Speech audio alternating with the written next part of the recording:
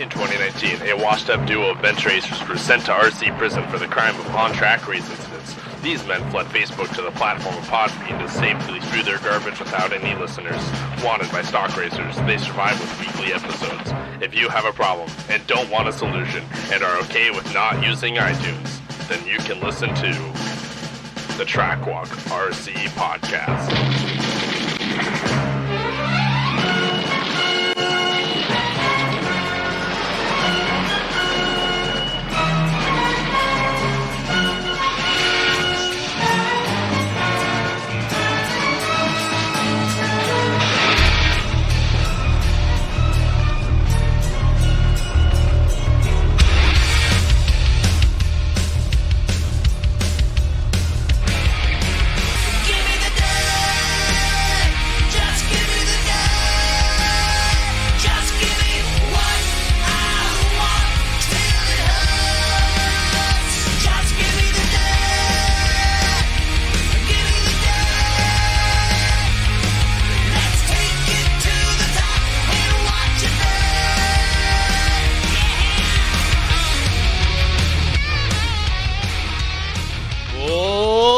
What's up, everybody?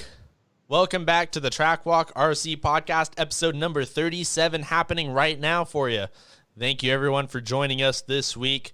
New listener or familiar, you guys are going to like this one because tonight, who do we have on, Colin? Who did we bring on to the Track Walk RC Podcast? The one, the only, the world famous Adam Drake. We sure did. And that was a really fun interview.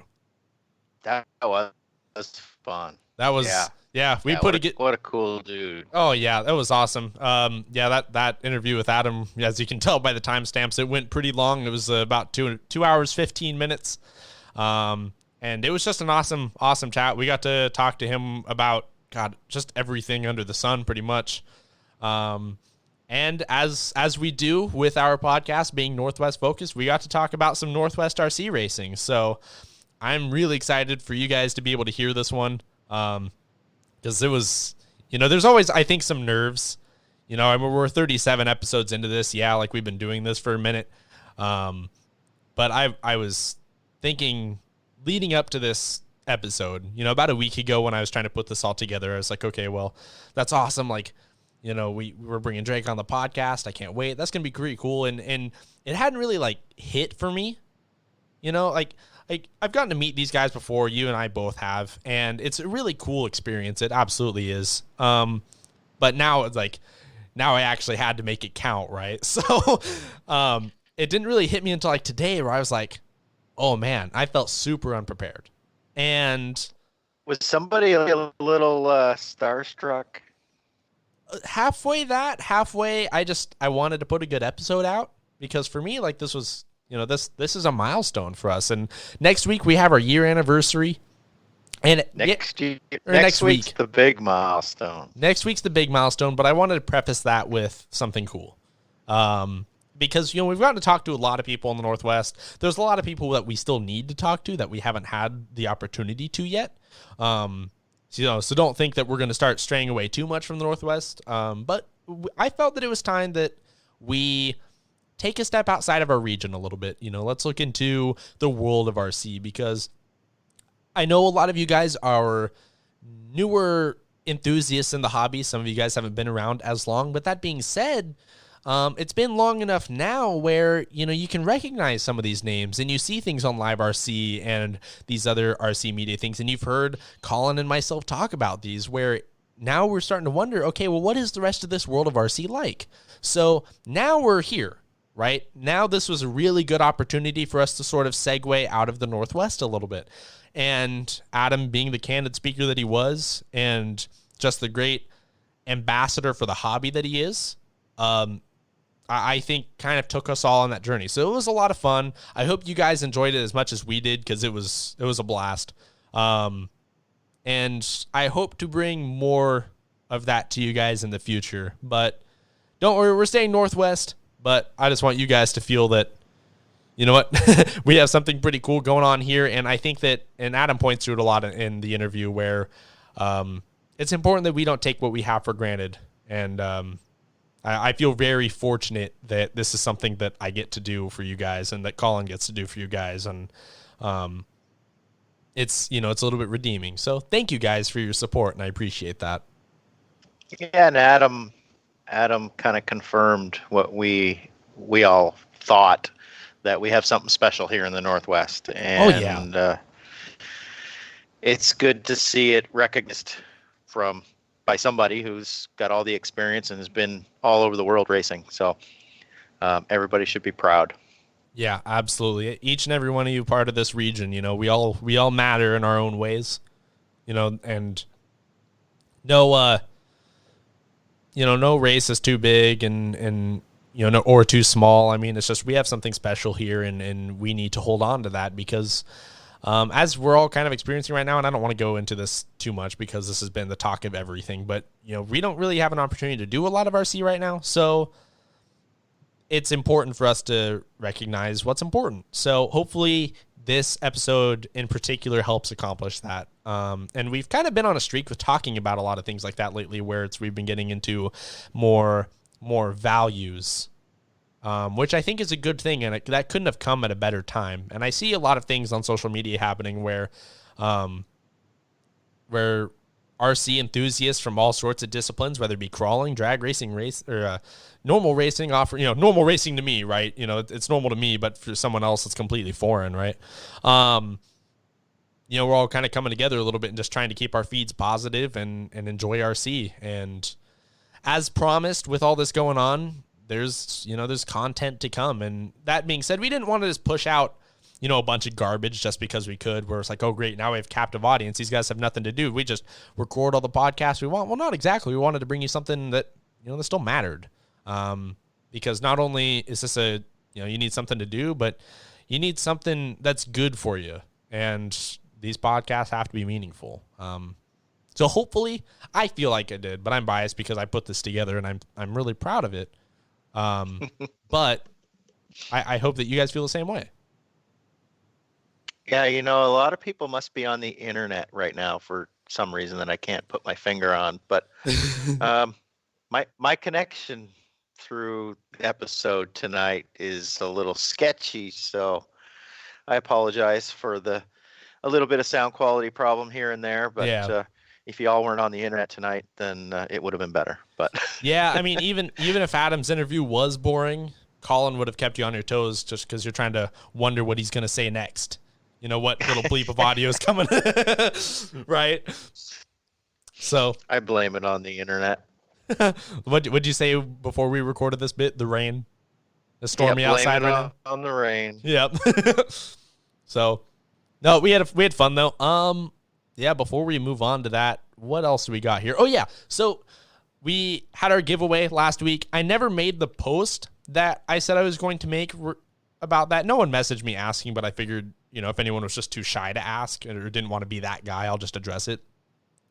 I put that episode, I at least announced it publicly. It was up hours before this, but I don't know how many people listened to it before then. I put the episode out on Facebook at like 10 or 11 a.m. Last Saturday. And I had a message from Colin within 2 hours that we had a winner. So at that point, it's like, well, I guess there's no point putting the post up. So Mike Swisher, thank you. Mike's not even on Facebook.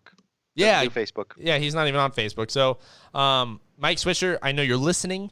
And I know you just became a patron of the podcast. Thank you. I appreciate that a lot.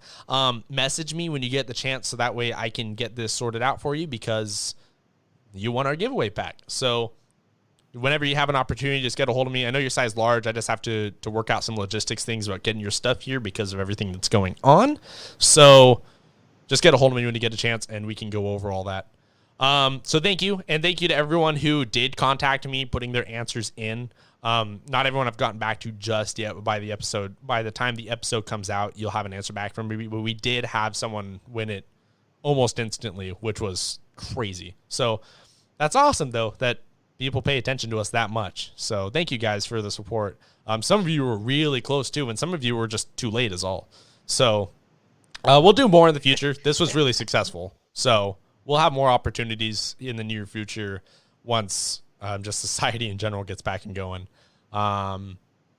And then we didn't really get into Holiday Hangover that much last week. Actually, I was listening to our episode the other day. I was like, we should have recapped that a little bit more.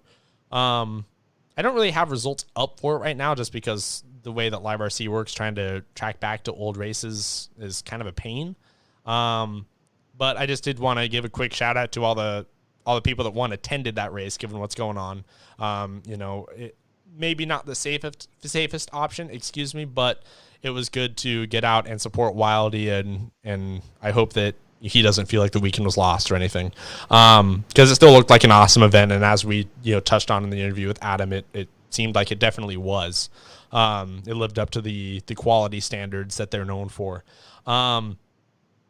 But, we saw some notable performers at that race. Cody Graham had another really good outing in Nitro. Cody killed. Yeah, he's been on fire lately. He's been doing a really good job. I mean, coming off winning the Rage, was sort of continuing that into Hangover. He's on it, and it's a bummer that the NCTs have been pretty much postponed to this point. I know that Hank Perry, technically there's no word on it yet, but round one kind of has to run before round two, so we'll just have to see, and we're waiting to hear from the Northwest Championship Tour on that. I think we're due to have Brian on soon anyways, so we'll just kind of have to see how all this is going to shape up as far as this whole situation with racing and scheduling and all that. However, I was really looking forward to see what Cody was going to do this year, because he was kind of going in as the, he was kind of my dark horse candidate, because suddenly he's turned it on. And so we'll just have to see if he can continue that. He's on it. Yeah. Like, he's flying. He's got his program dialed in now, and, he's going to be a contender at every. Yeah, he's been fast for, almost the entire time he's been racing. Like, he was one of those that got into it and just immediately hit the ground running. But he's become a lot more consistent. And I think that's been the biggest difference, is that, his run-to-run consistency has gotten a lot better exponentially. And I think that's why we're seeing so many good results out of him. I don't want to say now, because he's been putting results together for a while, but I expect this to kind of be a bit of the norm. So we'll just have to see, but that's kind of what I'm waiting to see. Yeah, who else was fast? Marcus. Yeah. Cody's teammate. Yeah, Anzavino's kind of back, isn't he? Yeah. So Marcus Anzavino, when I got into racing the NCTs, it was around 2013. That was when I started traveling to them. And it was Marcus Anzavino in the Kyosho and Jim Mann in the Igama. And there's the occasional, here or there, you get like Pragshat. He was still with TLR back then. Infanti was running TLR. Still is. Yeah.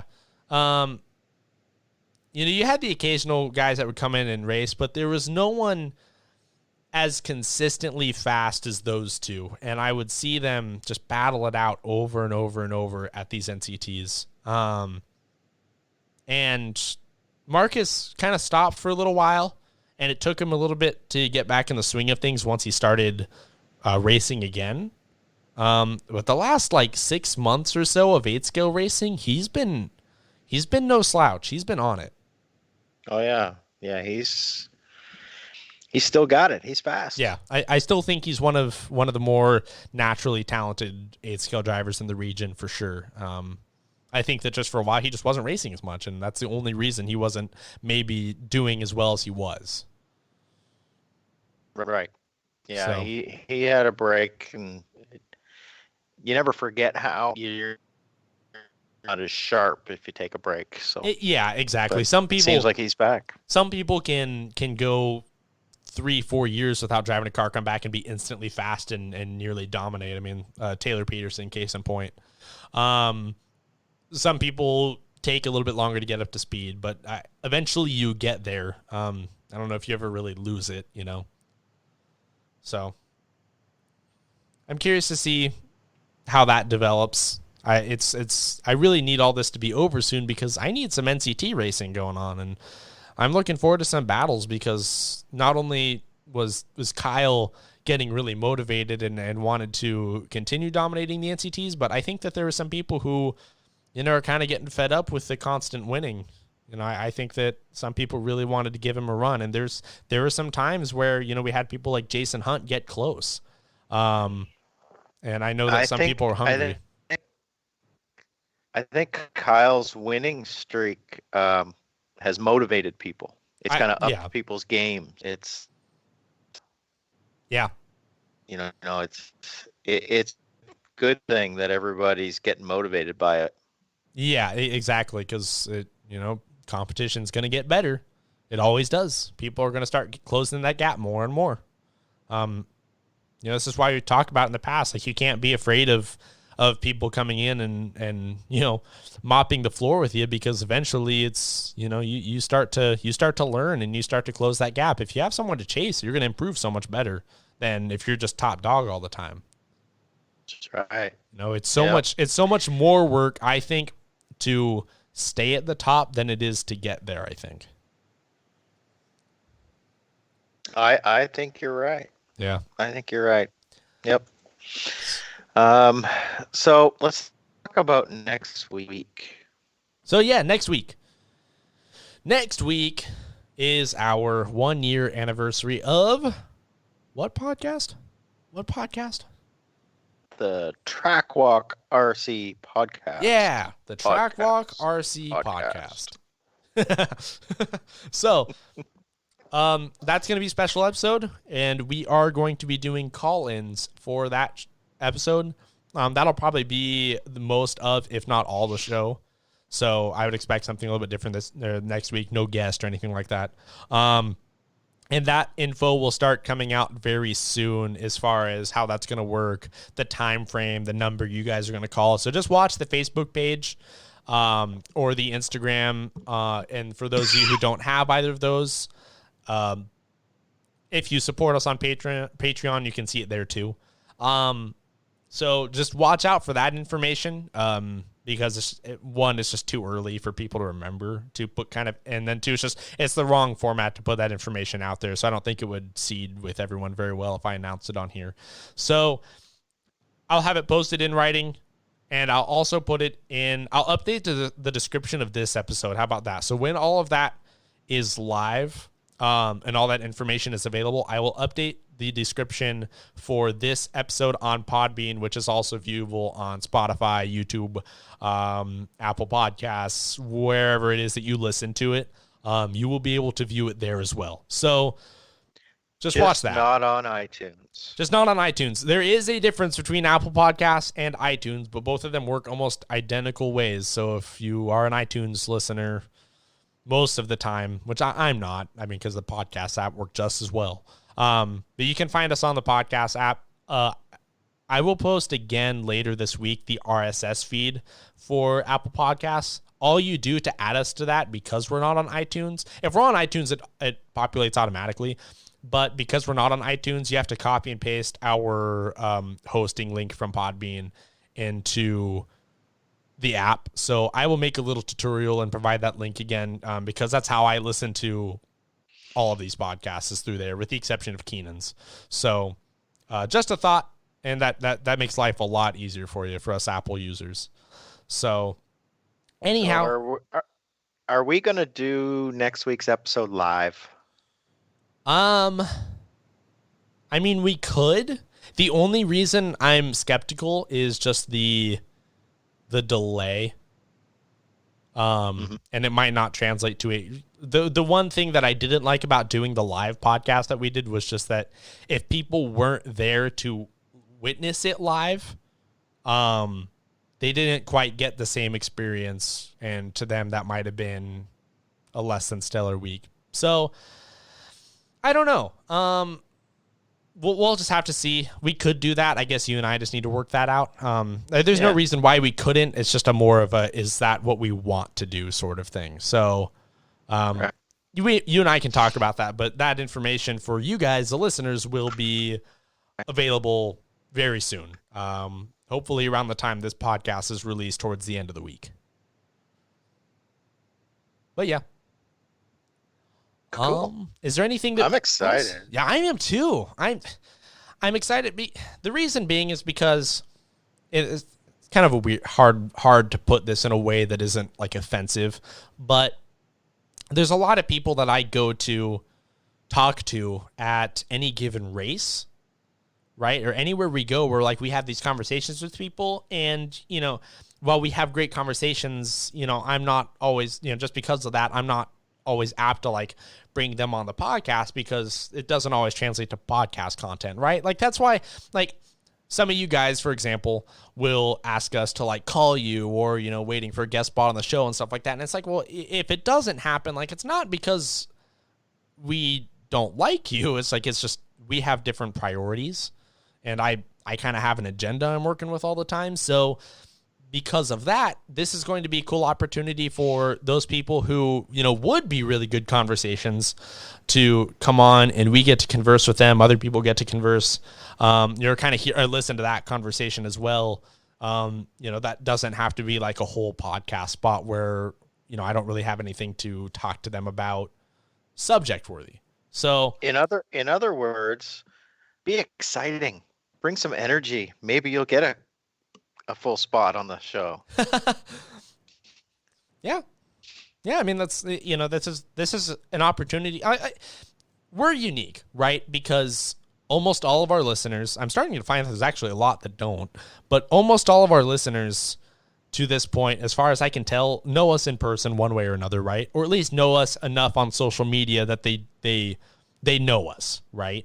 You know, yeah. It's not like we're personalities or people that are unreachable. Like, it's not like that. We're not those kind of people. So, you know, I mean, and I don't think that's the aim. So, nor do we try and treat it like that. So, but it's cool because then this is also an opportunity for people to come on and hear themselves on the show, or, you know, get to kind of have that, you know, have that moment on there. Some people do just want to say hi, but like don't want to come on the show, sort of thing, right? So, you know, everyone's a little bit different. Some people that are probably really big fans of the show won't call at all, just because they might be nervous. So, which I don't care. If you want to come say hi, say hi. You know, it's for you guys, and that's, you know, remember that. You know, I don't need you guys to accomplish anything except to just say hello. That's all I want. So, you know, keep that in mind if you guys are a little bit, you know, nervous or get stage fright or anything like that, which maybe is another reason why I don't want to do it live, just to make it a little bit more comfortable. Because you know what, some of us are kind of like secluded, like we hang out at our table and don't go and do a whole lot. Like I'm like that at some races where I kind of just sit there and stare at my car for, you know, 10 hours. It happens. For me, it's race to race though. Sometimes I'm better about it more than other races, I guess. If it's an outdoor race, I'm all over the place. But if it's indoors, I'm kind of, you know, eyes in front, looking down kind of thing, unless I'm RDing. You're always RDing. Yeah, I know. Well, not these days. Wow. Not these days, Yeah. but otherwise, yeah, pretty much. Yeah, do we have anything else we want to get to before we take a break and say hello to Mr. Drake?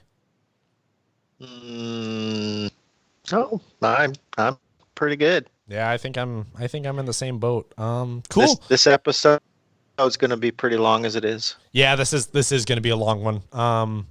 Yeah. Okay. Well, we're going to take a quick break real fast, and we will start talking to Mugen's Adam Drake. So sit back, relax. We will see you very soon.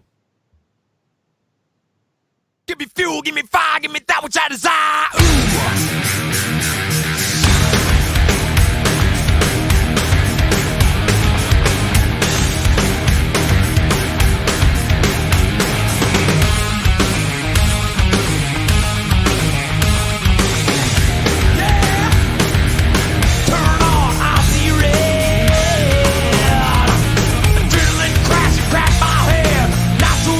Paint me dead,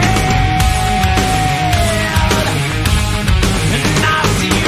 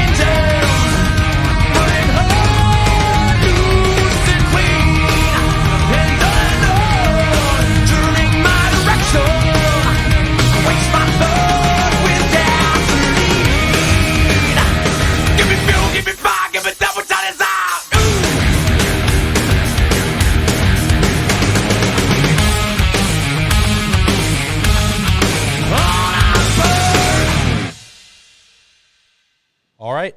So, Track Walk's guest tonight on episode number 37, he really needs no introduction. A lot of you know the name, but a bunch of you are going to get to learn a little bit more about him as he just took a recent journey up here into the Northwest at the recently completed Holiday Hangover Arena Cross. So we have Mr. Adam Drake joining us today from Mugen Racing. Adam, how you doing today? I'm doing good. How about you guys? Doing great. Doing well, man. Thank you. Thanks for joining us. Yeah, glad to be a part of it. It's pretty cool. I've the last couple of years have been able to come up and race with you guys once or twice a year and really enjoy myself every time I come up there. So yeah, it's cool to talk with you guys and talk about racing in your area and kind of get my perspective, as kind of an outsider, but someone who travels and races all over the world, just to kind of give my perspective on, how fortunate you guys are with the racing in the Pacific Northwest. Yeah, you've been up here, 3 or 4 times now for some of our races? Yeah, 3 or 4 times in like the last couple of years. I mean, I've made trips up there long time ago. I went, I don't even remember the year, but I think the first time I went up there was to Monster Hobbies. It was a kind of smaller indoor track. And I went there a couple times. I've done like some RC Pro races in the area, but it had been a pretty like long gap between my kind of more recent races that I've attended up there. What seems to be the attraction to coming up here?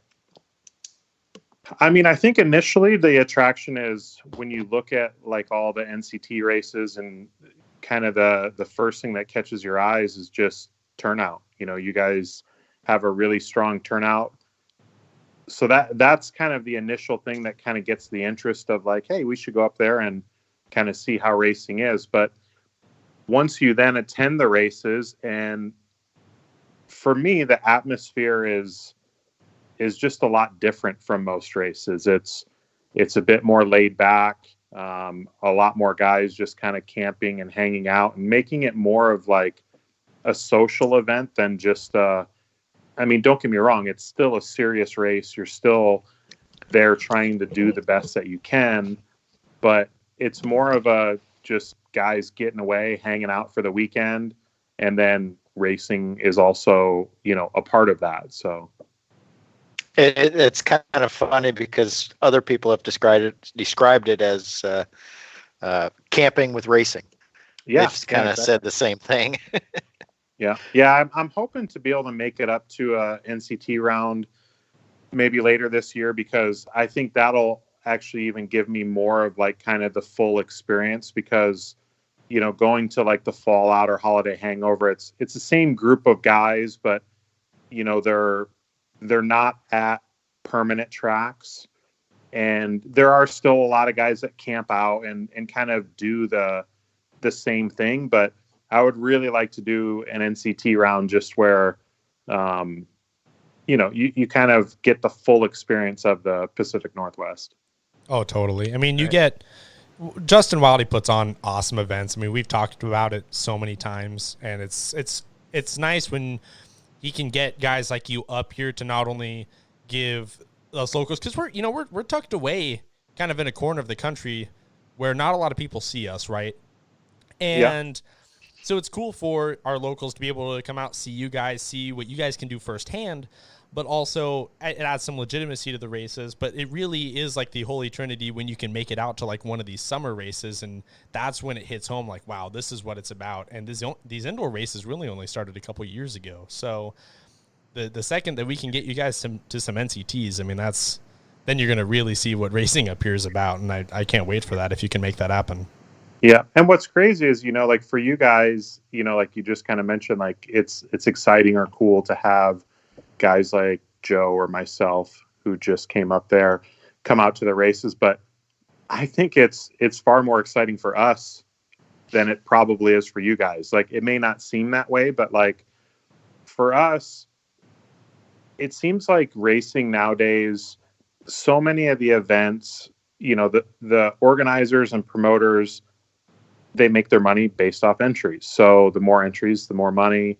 Then they're able to spend money and basically do other things to kind of add to the event and try to make it bigger and better. It's not like all the organizers are just stockpiling all this money, but again, their entries are what kind of pay the bills. And you guys have really good turnouts and really good entries, but I can only really talk from experience of doing the races that Justin and Joe and the Wild Events guys put on. But the attention to detail and the little things that they do is unbelievable. Having the punch cards and they're printed out and it's got their logo and everything on it, and you can write down your times or what races you're in, and the controlled practice and the A-main number sheets. Like, to me, that's stuff that, like, when I started racing, when you would sign up for a big race, like, you would get a information packet, and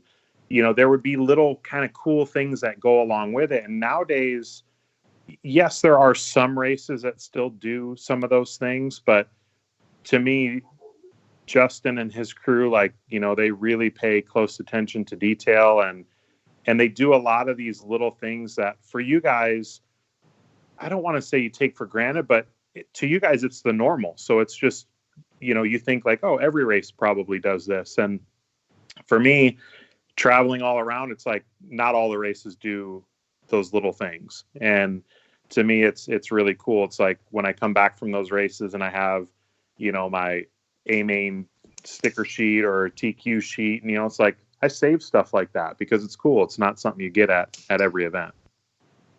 Yeah, that's something that they've started just in the last couple of years, and it really, I mean, the first time that they did it and we all saw it and experienced it, it kind of blew everybody's mind. It was really, really cool, and I still enjoy it. I really enjoy that kind of stuff. I still collect them all. I have a pile of them here that, I don't throw that stuff away. It's pretty cool stuff. So. You also and I think one of the best parts of, like the controlled practice and stuff is like, it allows a lot more time to kind of hang out and to help one another also, because, a lot of these races where it's just, you stand in line, you may wait 30, 40 minutes, to get on the stand. Yeah, you'll talk to the guy on each side of you who's in line, but like if someone needs setup help and they can't find you, you're not in your pit, you're spending all your time standing in line. Like, I don't know, it seems like, for me at least, it allows me to kind of like walk around, talk to more people, help more people, knowing that, hey, I'm in race or in practice 27, or I'm up in 3 more races. You know exactly when you're going to hit the track. You're able to get equal track time to your competitors. And it again, it just kind of brings back to that atmosphere of like, you're hanging out, you're camping with your buddies, and you're not spending so much time just standing in line. Right. Do you think that's something that could be applied to most races that are being put on? For sure. Yeah. I mean, I wish that it could, but I think for most races, the organizers are pretty short staffed. It does take a bit more people to have someone there to kind of sign in and set up your practices and to look over and make sure that there is only 15 people on the driver's stand. So I think it is more work, but again, that's something that I really appreciate about coming up there and going to races that Justin and his crew are putting on, because they're quality races. You get quality practice. You're not practicing with 25 people on the stand. People aren't staying up there running tank after tank. The 10 scale guys, every so many races, get their own practice so that, they don't have 8 scales driving through them on the straightaway and smashing into them off jumps. So, it is a bit more work, but I don't know. For me, I really appreciate it. I think, if more racers that haven't experienced that level of organization, they would appreciate it as well. Yeah, I mean, you touched on it earlier. There's certain aspects of the races that we do have up here that we definitely take for granted, and that's a point that we've made on here before. Where like, and this is true for anywhere. This isn't just a Northwest thing, but obviously down in SoCal and extending out to Vegas, you guys are sort of in the mecca of RC where people want to go there. If there's a big race happening down there, people want to travel to there, like DNC or Silver State, things like that, and I think sometimes they get there, and obviously they're awesome events, not to take anything away from those organizers because they're so much fun. But people show up to those races and they start noticing things like that, like, the punch cards, the sign-up sheets, things like that, where they're like, wow, I didn't realize how good we really had it up here. And that's I think, like you just touched on, I think everyone kind of takes for granted whatever their normal kind of program or group of people who are putting on the events. You go somewhere new and you pick up on the cool or exciting things they do. And, me praising the racing you guys have up there is in no means like trying to talk bad about racing in other parts of the country. I mean, there's great races being put on everywhere, but you kind of notice some of those small things that are not common or normal at other events. And it's something to appreciate. Yeah, I'm sure that if you can speak to it better than anyone, but if you travel around to, 4 races in each corner of the country, there's probably going to be little aspects of each of those races where you're like, I haven't really seen that before, and you could apply and mix together and learn from.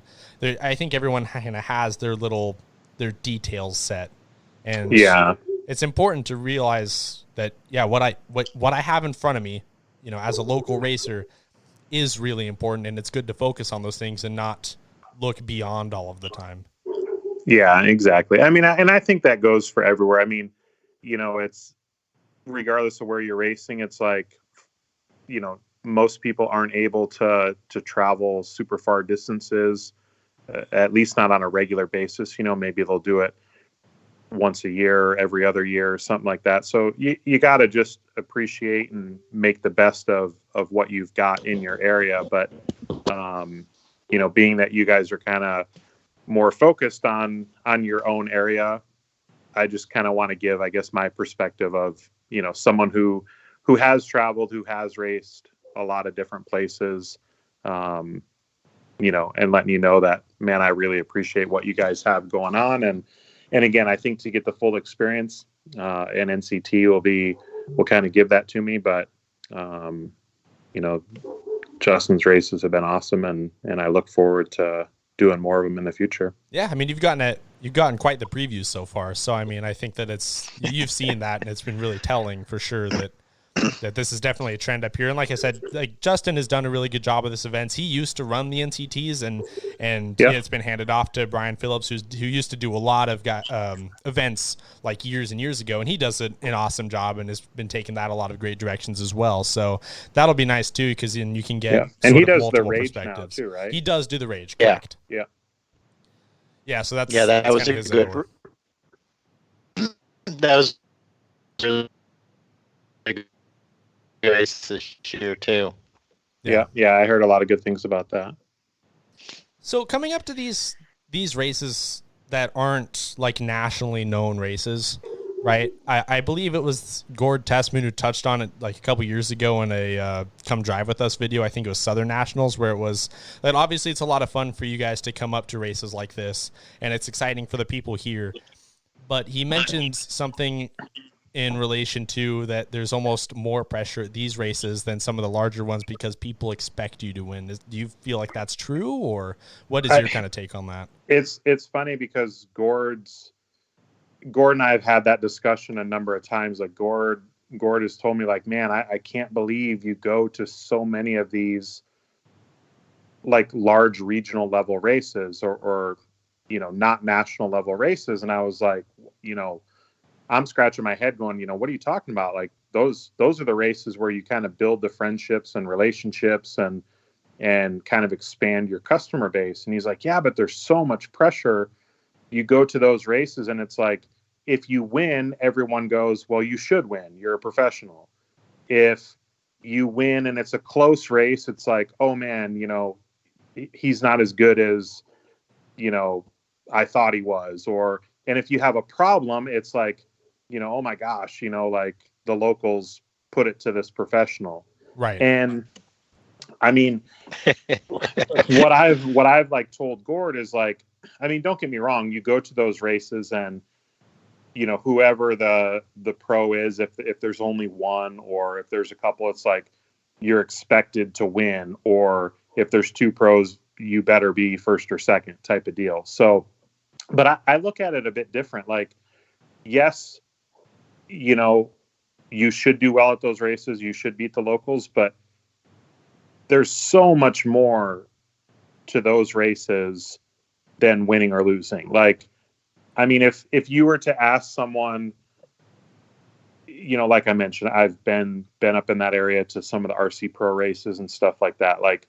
there's people that I met at those races, you know, 10 years ago. And even myself, it's like, I couldn't tell you how I finished at that race, but I could tell you the names of some of the people that I met and some of the, you know, stories that we told. And, you know, we've become maybe not like best friends, we're talking to each other every week, but like we've built friendships and relationships by attending those races. And whether you win or lose, like, yeah, maybe the locals would have bragging rights for, you know, for a couple months or something and say, oh, I took down the pros. But at the end of the day, this is a hobby for most people, and they're not going to remember whether I won or lost the race, but they may remember just talking to me when we were in line, or me tuning their engine. Like, so I guess, yeah, there is some pressure to do well, but I look at it a bit different. Like, you know, I go up there and race, try to do the best that I can, but ultimately I'm trying to promote the brands that I race for, build relationships, help answer questions for people, and, you know, essentially gain customers for the companies that I race for. Right. That's something that you've probably done a better job of doing almost anybody. You know, you're always helping out, and I'm always hearing stories and, you know, tune my engine and stop what he was doing and talk to me about tires and this kind of thing. And you've really done a fantastic job. You've been a great representative of our hobby, you know. Yeah, and I mean, I think that just came from, like, I mean, you know, I started at a really young age. I remember going to races on my own and, like, you know, having to save up my money to be able to make it to this race. And, you know, I remember key people that were on both sides of the spectrum, you know, guys that were professionals that I looked up to and they were kind of jerks to me, or they were guys that I didn't really know, but, you know, I seen them in the magazine and, like, they were awesome. And it's like, you know, per example, I remember we had the nationals at my local track went like right after I started racing, and I had just gone over and I was asking a question to someone, and Derek Fertani, who still today he works for Kyosho, back then he ran for Losi, but he like pulled me aside, gave me a set of one-run tires, answered some questions, and it's like, I mean, that guy will forever, I'll look up to him, you know, like, he hasn't really raced in many, many years, but like, I have so much like respect and appreciation for him taking some time for this young kid who probably had no clue what he was doing, and took the time and gave me a set of his used tires. And so I don't know, I guess I just kind of tried to give back, or I kind of have that in my head of like, man, I don't want to be like some of the guys that maybe rubbed me wrong when I was a kid. And I want to be like the guys, you know, like Matt Francis and the guys that I kind of looked up to when I started racing, and they were able to win and do amazing things with the cars. But above and beyond all that, they were just good people, helpful people. And I think ultimately that's kind of what the hobby in the world needs. Like, we just all need to be nicer. We all need to be more helpful, and everything else will just kind of pan out. I mean, don't get me wrong, there's plenty of times you get fired up, you know, you're pissed off in the heat of the battle. But at the end of the day, like, we're we're doing something that's really cool and really fun, and we should just all try to help one another and enjoy our time together as much as possible. There are so many worse things we could be doing than RC, you know. For sure. That, For sure. That is a thing that is lost on everyone, I think, at some point. Like you said, you have those moments, you get caught up in it, and Yeah. that's really important lesson, though, especially coming from, you know, someone who makes their living doing this. And it's important to stay grounded. And like you touched on earlier, it's like if you can go to a race, right, if you can be the like promo name coming in, right, if someone's bringing you in like you do with the Northwest or like Joe just was with the Hangover as well, then if people can remember their interaction with you, like you said, it's going to go so much farther. And if you can do that and this is your livelihood, then that should at least paint the picture a little bit to where, hey, like this is what we all should be doing out here, just having fun. Let's not worry about results. We touched on it with a guest a couple weeks ago where it was like we spend all this time at the track for how much track time do we get? Well, how much time do we spend hanging out with our buddies and just having fun? That's what it should be about. Yeah, exactly. Oh, very cool.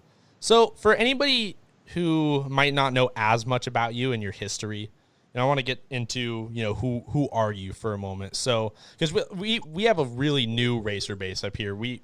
Our local contingent, our closest track is Die Hard RC, and it's a very big group of people, kind of similar to what you said with the NCTs, where it's kind of like the entry numbers that are drawing. We kind of have the same thing here, where for indoor races, we were averaging close to 180 entries in indoor race this season. Wow. And those are all awesome. made up of people that got into racing, mostly, not all, but mostly made up of people who either got back into RC after being out for a number of years, or people who came up through their novice program probably within the last 2 or 3. So there's a lot of people who are still really green to just RC culture in general.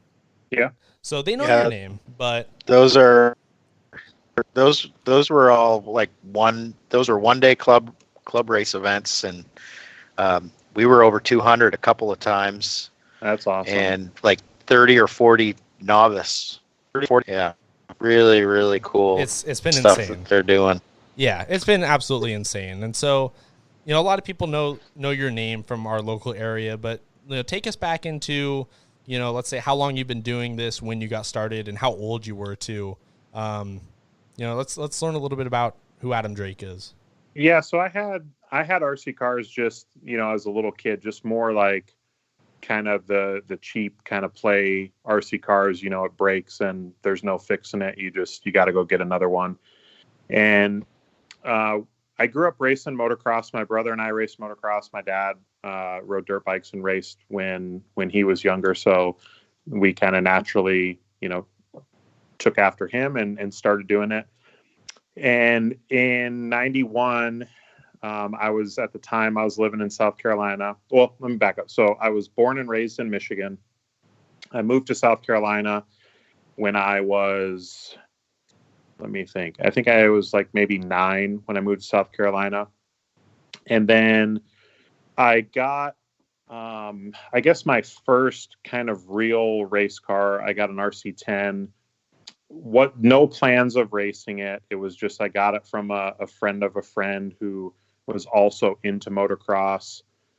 And I got the RC10, just kind of, we would play around with it. Like when we would go to the motocross races, we would go on like a Friday night, you'd camp out, race on Saturday, camp out, race Sunday, and then go home. So Friday night, Saturday night, we would always, you know, as kids, you're antsy looking for something to do. So we would just build a dirt jump and kind of play with and drive the RC cars around.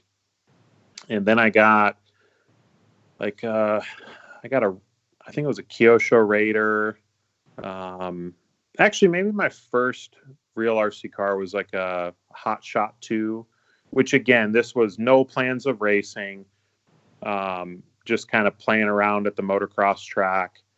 And then when I moved to South Carolina, I still had RC cars. Again, no racing, just kind of had a little track that I'd play around in the backyard. And my teacher's assistant had a Car Action magazine. And I was like, hey, I've got a couple of those cars, you know, and just started talking to him. And in 91, when I was like 12, I went to the local RC track with him and his dad. And once I kind of realized like, wow, there's organized racing for this. Like, I was pretty much done racing motocross at that time, because when I moved to South Carolina, I moved there with my mom. My dad was still in Michigan with my brother. So when I go back on the summers, I would still ride and race a little bit, but for the most part, if you're not doing it all the time, you're not going to be all that into it or competitive. So RC was kind of that was my new racing. So after the first time at the track, I was hooked. I was racing.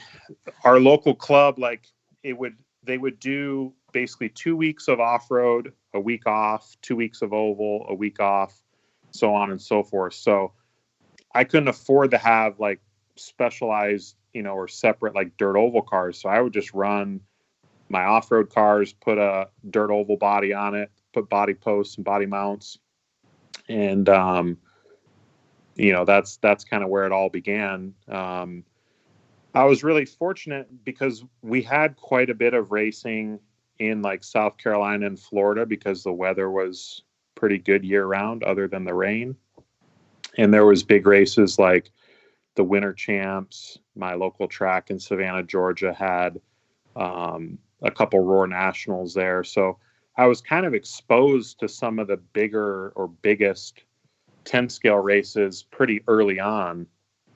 And then from there, I just kind of started traveling and doing larger races. And then I moved back to Michigan right after I graduated high school to go to college and to work full time. And then I was racing kind of on the weekends and as much as possible in between work and school. And in 2000, Losi offered me a job to come work to kind of help out with the development of the nitro program. So I kind of got into gas truck around, I don't know, late 90s, early 2000s, and kind of faded out of racing 10 scale. And my main focus was the gas truck. And then like 2004 is when we kind of started working on the Losi 8 scale program. And that came out in 2006.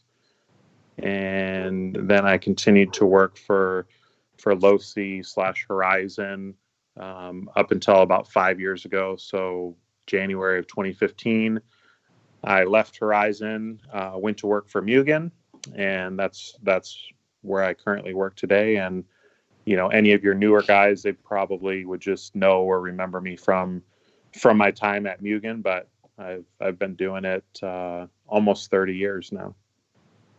That's crazy. That time has flown by, huh? Yeah. Yeah, I've been doing it for like 33, I think, 33 years now. And it's funny because, you mentioned the RC10 and the Tamiya car being one of your first ones. And how many people have gotten into RC through owning a Tamiya car?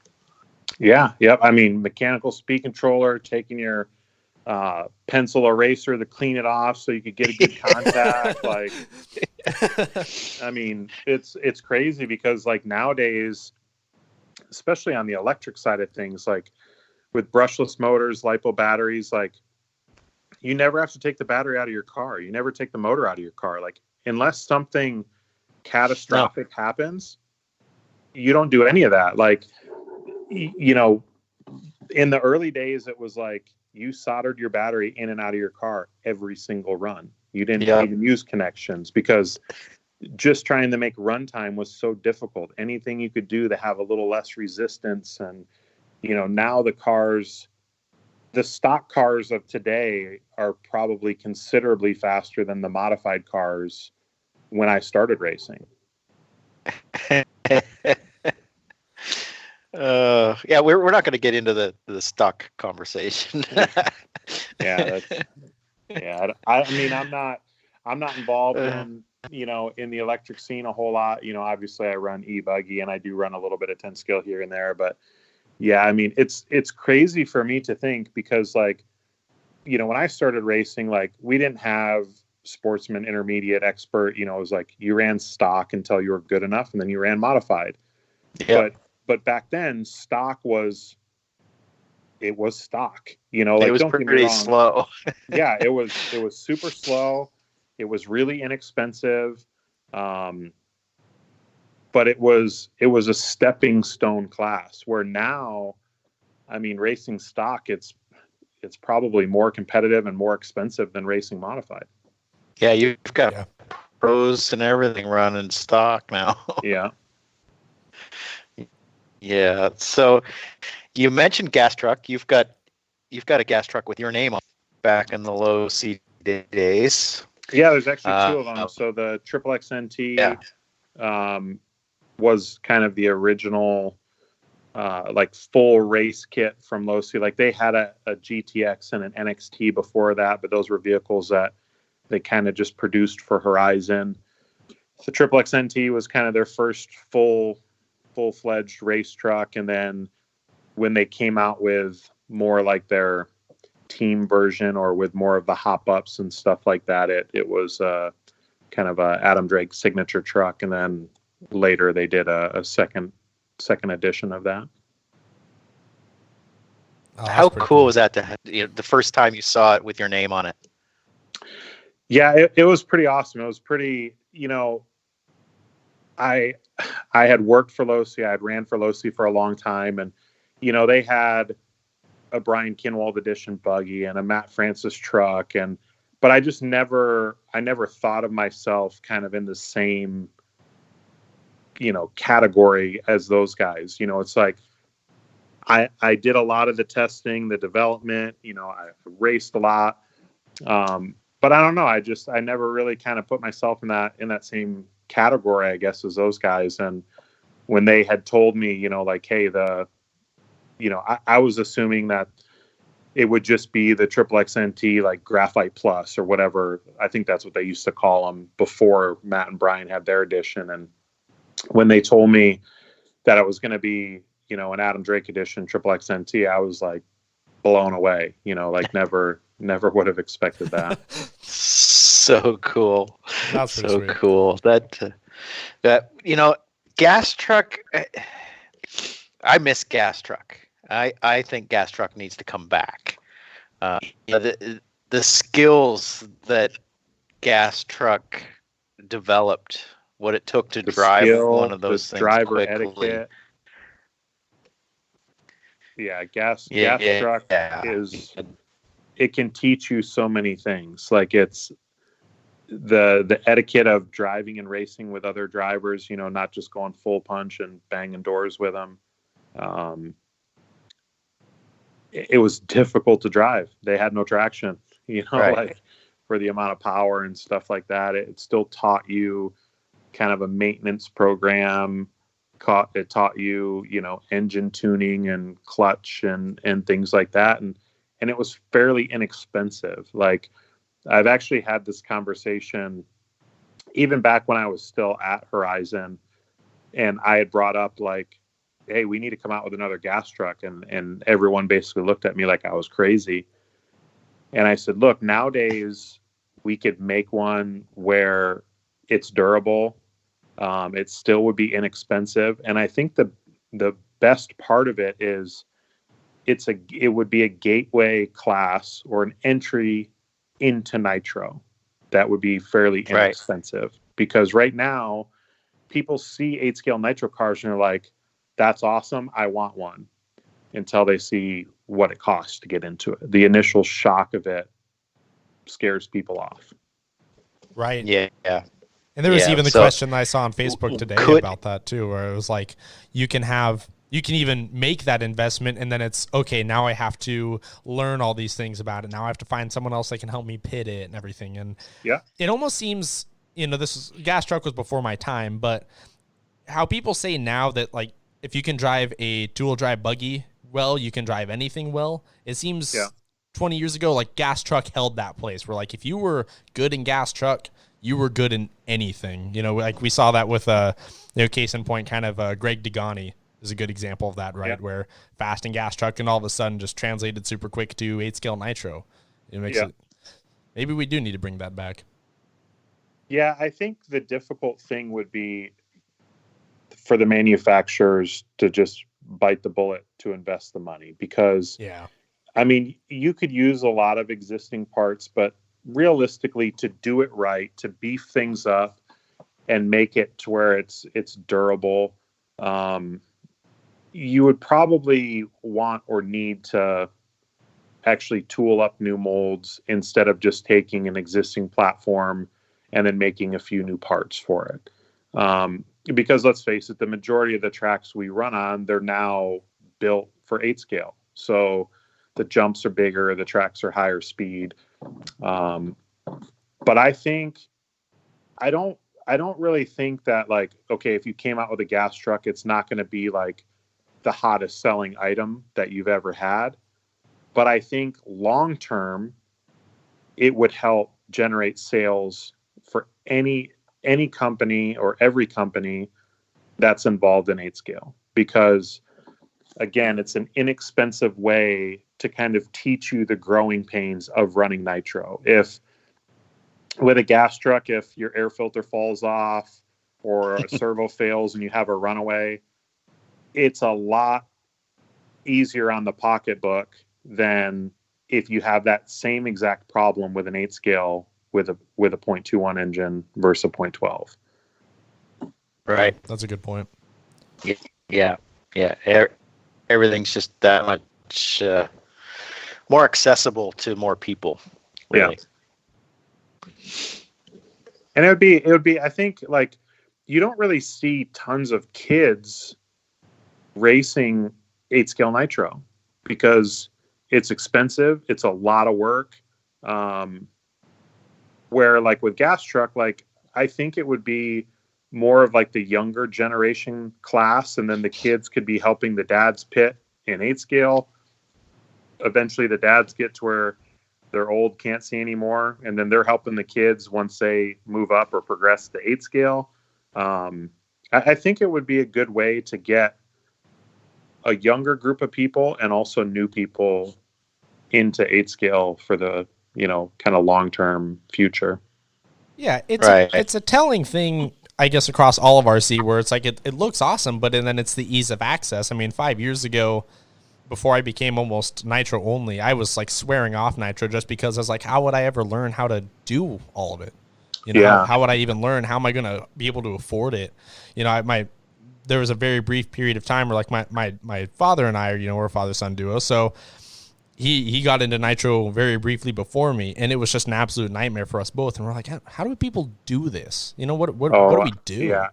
I remember like my local track, it was like they would this was 8-scale was pretty much non-existent at my local track, but this was back when gas truck was the premier nitro class. Like, it was 8-scale was more the guy who was out of control and couldn't drive, is kind of how you looked at it. It was like the better drivers ran gas truck because it was more difficult. But it was like at our local track, it's like if one guy could finish a 15-minute main, they were all like congratulating them and high-fiving them, because like stuff just wasn't as good as it is now. And I think back then, like, the transition may have been a little bit easier just because even electric was a lot more labor intensive. Like, again, you had to build your own batteries. You had to solder each cell together. You had to solder it in and out of the car every run. You had to cut the comm, break in the brushes. Like, nowadays, if you're coming from like 10-scale electric, where you've probably never even soldered anything. Like, you just had whoever the local guy is, or Wally Builds, or whoever, wire your car for you, and you just put the battery in and out, or you don't even take the battery in and out. And then you're going to transition to nitro, where you're pulling the engine in and out, you're changing the clutch bearings, you're checking the clutch. Like, it's almost like running 10-scale. It's too easy now in the sense of like maintaining the car. Like, you're spending more time like polishing your turnbuckles and anodizing them a different color. Like in 8 scale, it's like you want to do that, but you don't have time to do that. Right. You're busy, like, checking to make sure something's not bent and your clutch is good and putting a glow plug in it and changing exhaust gaskets. And it's a lot of work. Oh yeah. So while we're on that subject real fast, you have a reputation for being probably the most prepared guy in RC for any race you go to. Yeah. So what does I guess a week span look like for you, leading up to a race as far as your equipment goes? What do you do? What do you prioritize? What are the things you look at that matter the most to you that maybe other people don't spend as much time on? I mean, for me, like if it's a major race, like, I mean, it's way more than just a week out, that I start preparing. Like I actually try to, like, when I come home from one race, I try to basically refresh or rebuild or prepare my car to where it can go back on the shelf and it's like out of the way. Like, so even though there may not be another major race for a month, at least when it comes time to start getting everything together for that race, a lot of the work is done. The car's clean. It's on the shelf. It's, got fresh diff fluid, shock oil, stuff like that. But I think for me, it's just, I guess, because I like practice and I do so many small races, like I'm able to learn little things that can kind of become a problem or fail, and then learn from that and try to find a solution to where I don't let that become a problem again. So I don't think it's like that I necessarily like wrench on my cars more than everyone else. But I think because I do a lot more of the smaller races than everyone else, like I just try not to overlook the small little details, because like Gord Testman has said this a number of times, like in order to win, everything has to go right.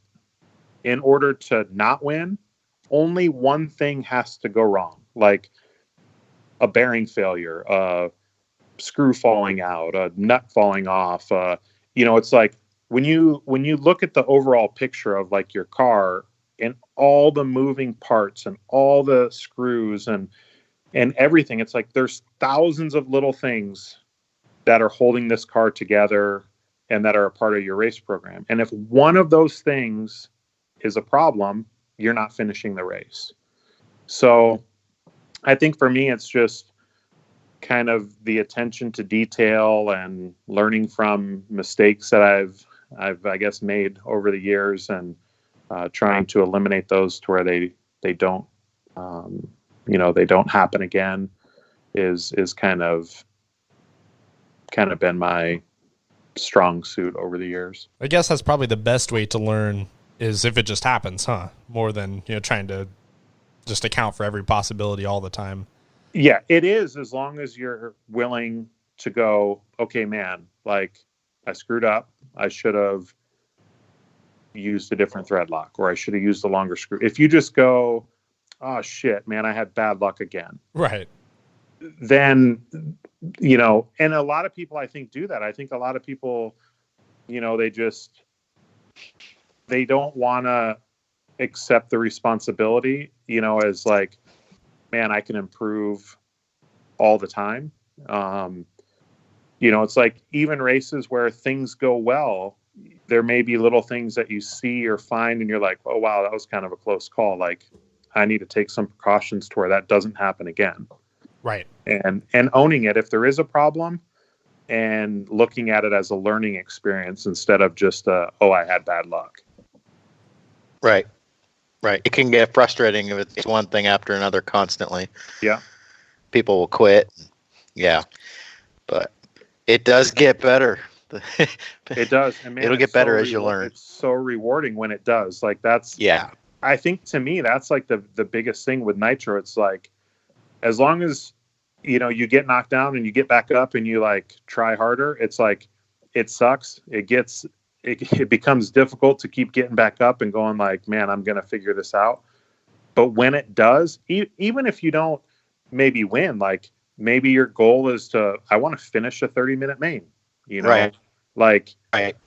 to me, it's so rewarding and it's so awesome because again, when you look at how many pieces there are to making this machine stay together and not even the machine, it's like your pit guy, making sure your pit guy does a good job, or making sure your fuel gun is right, like little things like in your pit bag, your glow igniter is easy to access and it's always in the same spot so that, if you have a random flame out in the pits, okay, it sucks that you had a flame out, but instead of it being a 12-second flame out, maybe it's a 4-second flame out because the igniter's easy to grab. The starter box is already up on the wall. A lot of times that can be the difference between, winning and losing. Agreed. Yeah. And you mentioned, all the little races you do and the practice and all that kind of thing. People keep saying that age is a handicap. And does all that practice and all the races that you do, do you think that's a factor in that? I think for sure it helps. I think a lot of times, when people say, like, oh, after this age, you're done or whatever, I think for one, it's an excuse. I think for two, it depends on the person. I think typically what happens is it's not necessarily age causes someone to lose their ability to drive an RC car. With age comes other things: kids, wife, new house, boat, side by side, basically other things that become your priority. And so your focus, your work ethic towards your equipment, your practice slips, and then people just go, oh yeah, he's getting old. For Rhonda and I, it's like, this is what we love to do. This is, like we're going crazy right now, not being able to go to the track, with everything going on. And I mean, I think if I, instead of going to the track and practicing one night during the week and practicing one day on the weekend and doing all these small races, if I just decided, I'm going to go to the track, every other week, like that's what would hurt my ability to have good results. Not that I'm 6 months older or a year older, of course there comes a point where, you're maybe at a certain age and you just can't see anymore, or your hand-eye coordination is gone. But I mean, there's exceptions to every rule, but you look at, someone like, Brady or Peyton Manning. It's like these guys are able to lead their team and win at the highest level in like very physical sports, at a pretty old age, is in terms of, football. Yeah. So to be able to stand on a driver's stand and drive an RC car around, I think it's something that you can do as long as you're willing to stay focused and put in the work. I think what kind of slows guys down is just kind of a change in their lifestyle or their priorities. Right. Well, you're giving old guys like me hope. Yeah. Yeah. I mean, I think like, it's funny because like, I guess in, I don't know, probably my like late 20s, early 30s, like that was maybe like the time when I maybe had like the best results as far as like, winning Roar National Championships and Silver State and all these races. But like, I honestly feel like today I'm a better driver. Like, I think racing has changed dramatically from those days. I think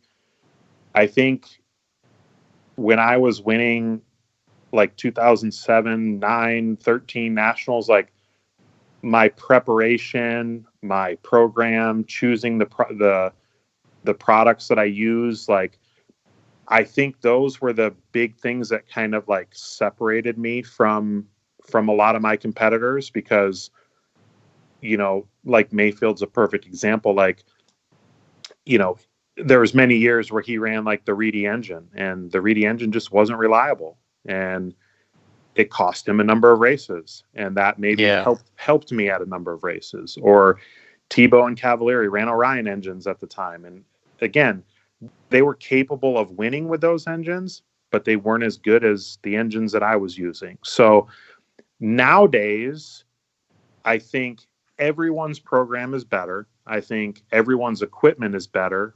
And I also think that there's narrower gaps in equipment from one brand to the other than there was many years ago. So for me, like, I feel like I'm still in the mix. I feel like I still am capable of winning major races.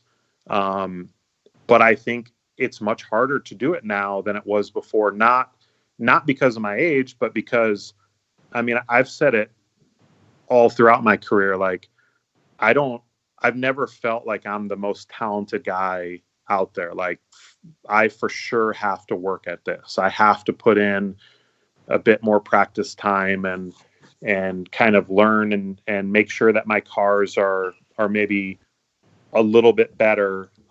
Where someone like Mayfield, he'll just kind of muscle it around the track, has a little bit more natural ability.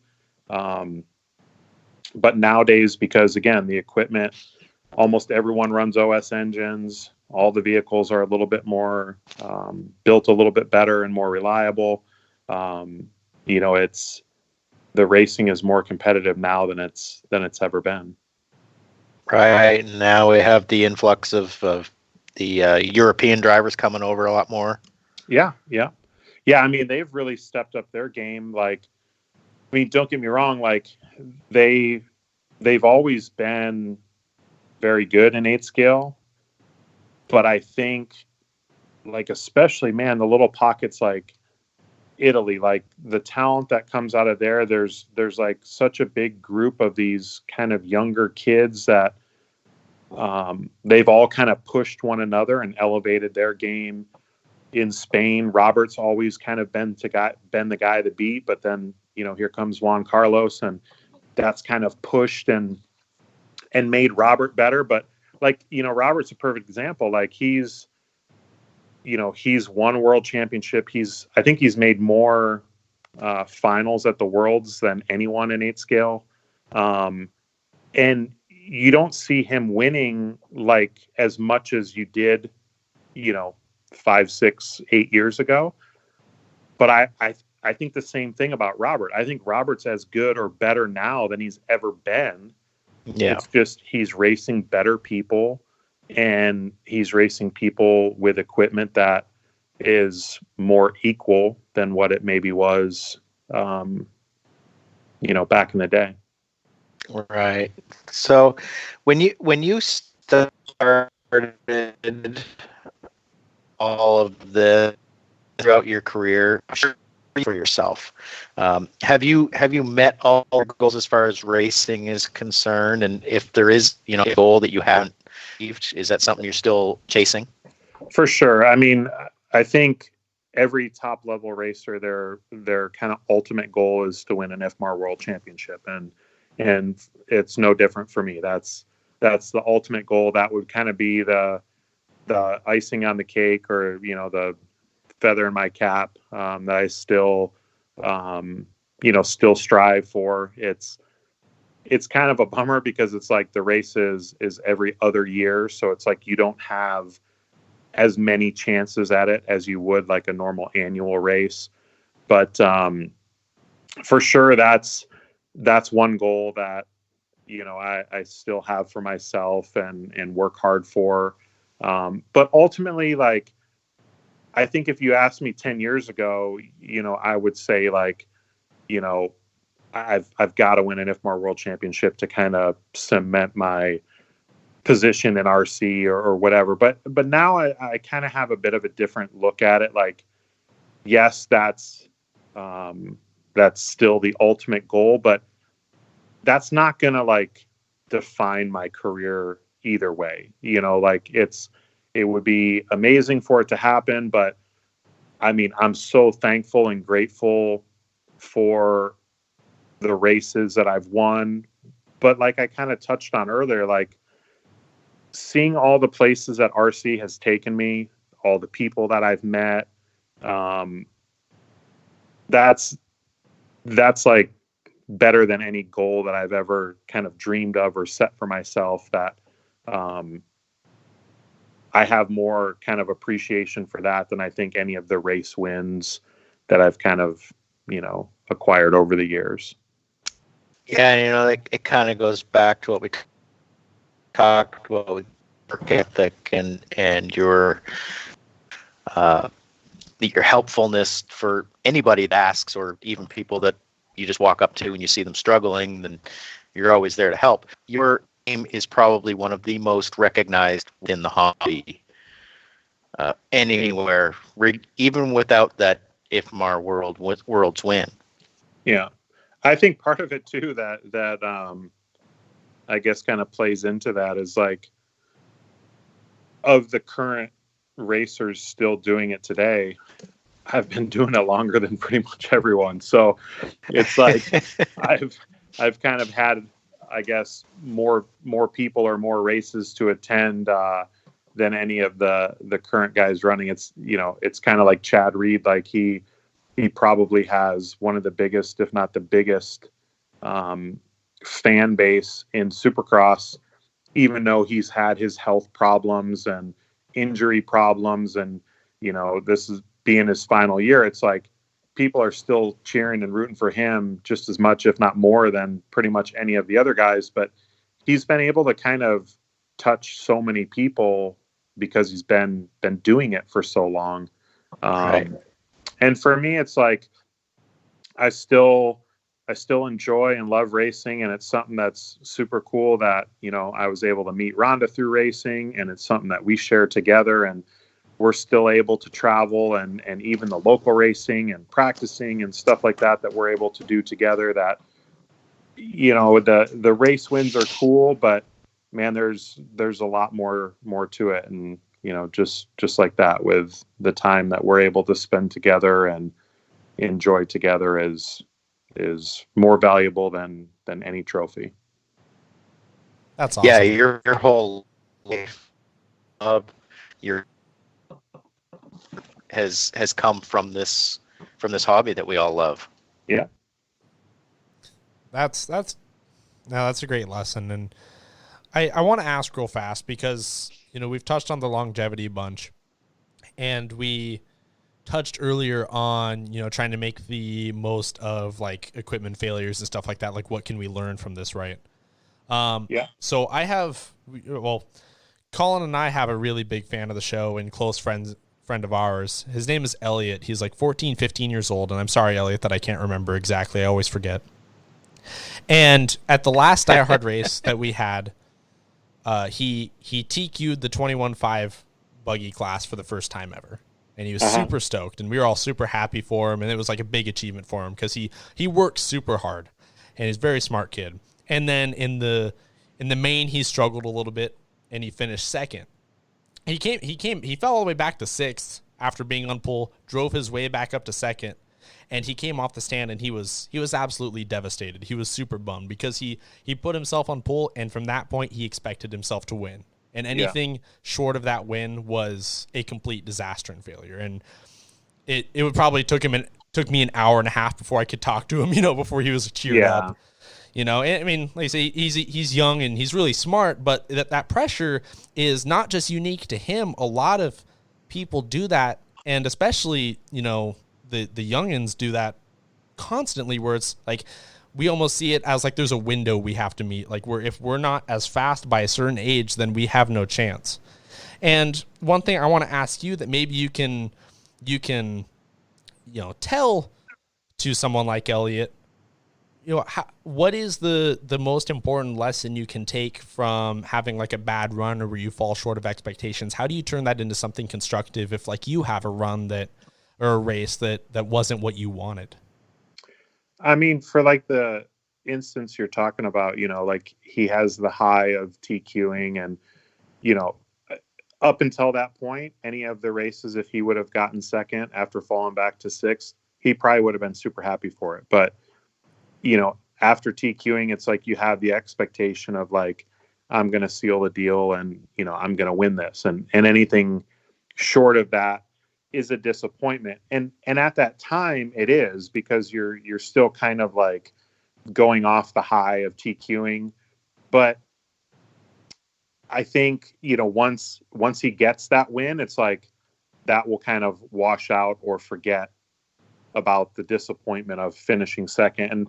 And he'll probably look at that race different, where it's like, you know what? Yeah, I did get second, but man, after falling back to 6th, I put my head down, and that was like a hell of a drive. That was one of the best drives that I put in, even though I got second. And I think no matter what, you can't come off the stand and just like be like, oh, awesome, I got second, like all excited and happy. That's, you can have that frustration, you can have that disappointment. But after you have some time to kind of like sit back and think about it, try to find the silver lining in it, try to find the good in it, try to, look at the lap times and go like, man, like once I fell back, I look at these laps that I was able to string together, and I was able to get through the rest of the pack and get back to second and use that as motivation to get that win. It's like, there's always another race. It's, it's a bummer at the time, but you got to just keep your head up and try to find the positive stuff in it and use that to kind of push you forward to the next race. And then also, just like I was talking about with like the stuff that I've had fail or fall apart on my car or break, like try to look at the things that, maybe he did wrong that allowed him to fall back to 6th in the race, and try to like change that for the next race. So the next time he TQs, like, and again, I don't know what all happened at the race, but let's say, lap 2, he made a mistake and that's why he fell back. Like, right. Try to learn from that and go like, look, the beginning of the race, it's the most critical part of the race. Like that's when you gotta eliminate the major mistake. And even if maybe you give up 1 or 2 spots in those first 2 laps, you're still with the pack. You're still able to kind of latch on to the leaders, and just try to learn from that to where you don't have that extra pressure of like, okay, I TQ'd, now I've got to seal the deal. Like, just, try to learn from your mistakes and use those to make you better for the next race. Oh, that's awesome. Hopefully that hits home for him. And it's so hard to not get caught up in the moment. It's virtually impossible, and yeah, it just takes some time. It just takes that reflection. And it like you said, just try and find the silver lining. I mean, there's always another race, and very rarely do we go to a race and it's, it's someone's last race ever. It happens, but we have that benefit of kind of letting this be a regular thing here. So yeah. And I mean, even with racing, as long as I have, it's like, I still learn stuff at every race. It's like, it's never, it doesn't matter how good you are. You still haven't mastered every situation or every scenario. So, try to learn from your mistakes, eliminate them from happening, and improve on the things that you can and apply it to the next race. Yeah. Well, that's awesome. Thank you. Exactly. Yeah. So you've been racing for so long, you've achieved so much. Is there anything you would change if you had to do it all over again? Like a point where, a certain race you would have done something different and it could have changed the whole outcome, or a certain sponsor or something? Not really. I mean, I guess there's always some like little things that are like, man, like um, one was the world championship in Thailand. Um, I wish I would have ran a different tire in the final. Little things like that. Nothing. There's no real major things that I would say, oh man, I shouldn't have done that, or because at the end of the day, just like what we were talking about, like some of the mistakes that we've maybe done or made over the course of the time I've been racing, at the time they sucked. You're upset about it, but I learned from those times. So I think if you would have asked me that question, like, maybe at the time when I did make kind of the wrong decision, I would have a different opinion on it. But now looking back on stuff, it's like I wouldn't really change much because, again, some of those mistakes turned into learning experiences that made me better in other areas in the long run. So yeah, I wouldn't really change much. Right. Yeah, that's fair. Right. Right. So kind of a secondary part of that would be what's your biggest accomplishment that you feel you've achieved within the hobby?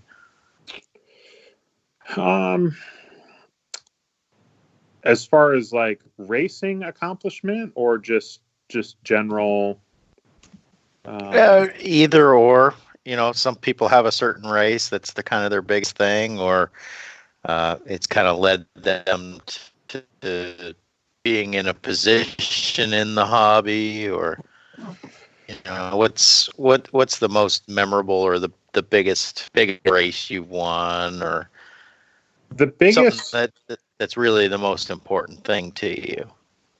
I mean, any of the race, all the race wins are like super special and rewarding. I mean, to narrow down to one would be difficult. I would say, like, I kind of give you a little brief thing of some of the key ones that I are very memorable and special. With the one would be the first year that I won the Neo race. It was kind of my first international race. It was kind of the introduction of kind of showing Europe Losi's new platform that everyone had kind of been talking about, and so it was a pretty big deal. There was a lot of pressure because there was, again, just a lot of uncertainty of to kind of to the world or to Europe, I guess, at least. So that race was really special because everything went really smooth and was I guess a bigger deal than what I kind of realized. Like, to me, going to the race, like, I didn't really even know who a lot of these top European guys were. I was a younger kid and just went over there just to race, and it was a pretty big deal. Obviously, all the Roar National Championships are really cool and special. I think the 2013 one was probably the most special. There was a lot of kind of things, I guess, that people don't really kind of see or know about, but Casey Peck, my good buddy, who has kind of traveled and helped pit for me, back in the day. I love Casey. Yeah, but like that race was, post brain surgery for Casey. It was kind of in the closing days for one of my close friends, Bill Bridges. So to kind of win that race and be able to kind of give a shout out for him, made that race really special. But I would say just overall, kind of the greatest thing that RC has kind of done or brought for me would be Rhonda. It's you race RC cars and it's cool. You're passionate. You're with your buddies, but like, I never would have thought it would have brought the two of us together. And, now we've been together, I don't know, 12 or 13 years, married over 10 years, and still going to the track all the time and enjoying and sharing, our passion for RC together is pretty remarkable. Yeah, I heard, I'm not sure where I heard it from, but it was recently that he pushes you to go to the track almost as more than you do. Yeah, because what's crazy is she goes to the track all the time. She even when we go to the track, she'll run more fuel than me, because I'm testing, I'm working on stuff, I'm trying stuff for Proline or OS or Mugen or any of the companies that I race for. Tekin, I'm testing speed controller stuff. So for me, a lot of my time at the track it's not just running laps. It's I'm testing or trying to figure out or learn something. But so she runs a ton, but she doesn't get on a plane and travel to all the races with me. So when I'm at the races, when I was, up at the race recently, she's at home practicing, running with our other friends and buddies and stuff like that. But the travel side of it is tiring. You come home from the race and, you think oh, you just sat on a plane, but it's tiring, where even though she was at the track and running, she was still sleeping in our own bed and stuff like that. And so, Monday or Tuesday, if the weather's nice, she's chomping at the bit, hey, we're going to go practice tonight. And, after just travel and stuff, I'm I need a break. I need a couple days off to kind of unpack and get my stuff together and stuff like that. So yeah, it's kind of funny because she's always, just really itching and chomping at the bit to get to the track, which, I love to go to the track too. I would say just as much, but when you mix the travel in with it, I need some sleep at some point too. That's fair. And you see so many people getting burnt out. How do you get burnt out? How do you stay excited about it? That's been something people have asked me for so many years. And for one, I think I'm just different. I think I really have an appreciation for being able to do something that I love for a living. So I think that's something that's always in the back of my mind, where I'm just how can you be burned out on, doing something that you love to do? The only thing for me is like I said, there may be times where I'm just I'm exhausted, come home from a race, I'm behind on work, I got to get caught up on emails, I got to do all this stuff to where I just kind of run myself down. And it's not that I'm necessarily burned out, it's just that I'm tired. You give me a good night's sleep and it's I'm recharged, I'm ready to go, I want to go back to the track or wrench on my stuff. But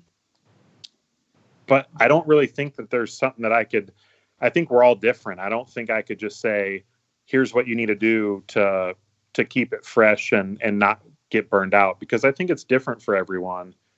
And another thing that I think keeps it fresh for me is the product development and testing.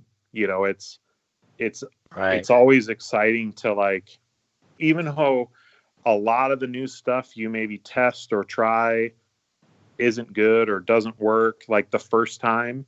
But to me, it really just kind of keeps those gears turning. And it's okay, this didn't work, but maybe if we make this change, it's going to make it better than what we had before. So that for sure keeps it fresh and exciting for me. So is that something that you do a lot of for Mugen? You're always coming up with ideas and testing stuff and a lot of the changes, does that come directly from you? Yeah, there is a group of us, but for the most part on the Mugen side of things, it's myself and Sonata that do the majority of the I guess. Brainstorming. Robert also provides feedback. Ryan Mayfield provides feedback. But it's not just with Mugen. It's, I live 10 minutes from Proline, so I'm meeting with Proline all the time. We're talking about compounds or tread patterns, and talking with Matt and Daniel and working with those guys to constantly try to innovate and come up with new ideas. OS on the engine side of things.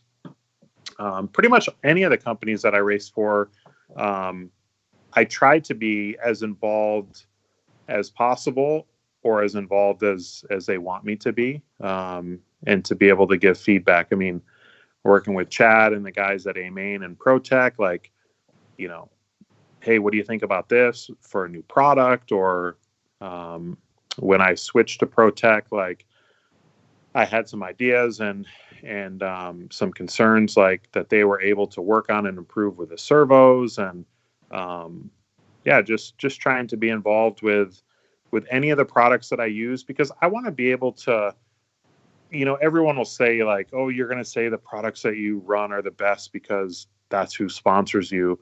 Like, I want to truly, when I tell people, hey, you should buy this servo because it's awesome, like, I believe that. Like, I'm not going to tell someone to go buy this set of tires or this car, or this engine if I don't believe it's what you need. So, being involved on the development side, I'm able to kind of have a firsthand look at stuff and make little tweaks to it, and be confident telling people that, I run these products because I truly believe they're the best. That's cool. And I mean, that, like you said earlier, that probably plays into keeping it fresh and always having variety. I mean, after doing it for as long as you have, I mean, do you ever feel like you run out of ideas as far as feedback? Or are you guys always trying to find new stuff? Like, how do you brainstorm inspiration?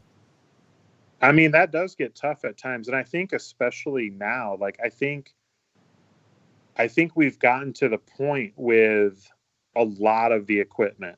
It's not just the vehicles, but I think we've gotten to a point to where any of the improvements you see now are much smaller than what they used to be. Like, in the early days, especially of Nitro, it's like none of the stuff we were using was that good. Like, you were able to take like bigger steps forward than what you're able to now. I think now it's like you're just kind of fine tuning, tinkering, making stuff just slightly better. But that's where me going to the smaller races helps the most. And it's funny because, like, I think everyone, they think it's cool or exciting to have like a top guy come to their race. But like, for me, it's just as exciting because, guys may think like, man, I learned so much from Adam. Well, I go home thinking the same thing, because at the majority of those races, those are your true customers. Those are the people that, like, they're either customers of the products you're currently using or your competitors' products, but you can learn from them. Why do they choose a different servo or a different chassis? And then you can kind of brainstorm and say, hey, I think we need to do this because guys are trending towards this brand because of what they're doing. So for me, it's like I'm able to learn and take in so much going to the smaller events or more regional level events, because it's just your more average everyday customer. And even though we're making products to be the best and to win at the highest level, you need to make products that your customers want to use as well. So me individually, yeah, I'm not like the most creative guy or like sit down and go, oh yeah, we need to change this. And it's the majority of it comes from feedback that I see or get from other guys at the races. Right. Yep. That's the local club racer kind of guy is the core of our hobby. really. That's where the majority of the money comes from, Yeah. is those guys in the middle. Yeah. For sure. And a lot of them are just, Uh, they're just like hardcore, like tinkerers too. And, like yeah. some of their ideas may seem like kind of crazy and out there, but you may take something from it and it transpires or turns into an idea for something else. Right. Yeah. And Kinwald was super good at that. Yeah. He was always coming up with something different. Yeah. He was which kind very creative. Yeah. Yeah. And I lived in Tucson for 5 years, and that's how I know Casey. Yeah. And that was the time when Kinwald moved there, so I hung out with him a bunch as well. Yeah. And practice days and club races, he was always doing something. Some of the stuff seems so bizarre that he was coming up with, and it was always so interesting to me to watch the little things that he's doing and coming up with and making parts and that kind of thing. And that side of it to me is the most fascinating, how all this stuff goes from an idea to conception and that's produced into a sellable part or to a kit, that kind of thing. So what we've all have our RC heroes sort of thing. So what who's that one person that is kind of on you put him up on a high pedestal, or you look up to him and or her, or who's your RC hero? It's kind of always been Matt Francis. I mean, don't get me wrong, like I was probably closer with Brian, just with us both living in Southern California together for so long and working together, with us both being at LOSI for many, many years. But I've always kind of looked up to Matt over Brian, just because like Brian was able to maybe win more titles than Matt, but I always looked up to Matt because Matt was able to win at the highest level, and he was so much different than most of the top racers, because he was willing to set his stuff aside and help people. And I was fortunate enough, like in the early days at LOSI, like Matt and I roomed together at a number of the races, the electric races and things like that. And just I guess get to know him, and again, most just like stone cold killer, hardcore, whatever you are, whether it's a racer, football player, basketball player, like you've got to be a little bit selfish. Like, you have to worry about you and lay everything out there to be the best in the world. And Matt was able to do that, but do it and also, reach out to a lot of people and be super helpful. And, I've kind of always looked up to him or tried to, I guess, in a sense, kind of follow in his footsteps. Yeah.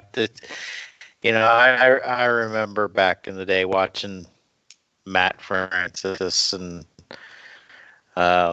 it just, I didn't totally understand, because, and I'm driving my RC10 up and down the street, and I'm trying to race it, and the only access that I had to any of the pros or the racing was through magazines. There was no internet or anything like that, and so it's really neat to hear some of the backstory behind some of these people, and now that everything kind of more accessible, you know what I mean? Yeah.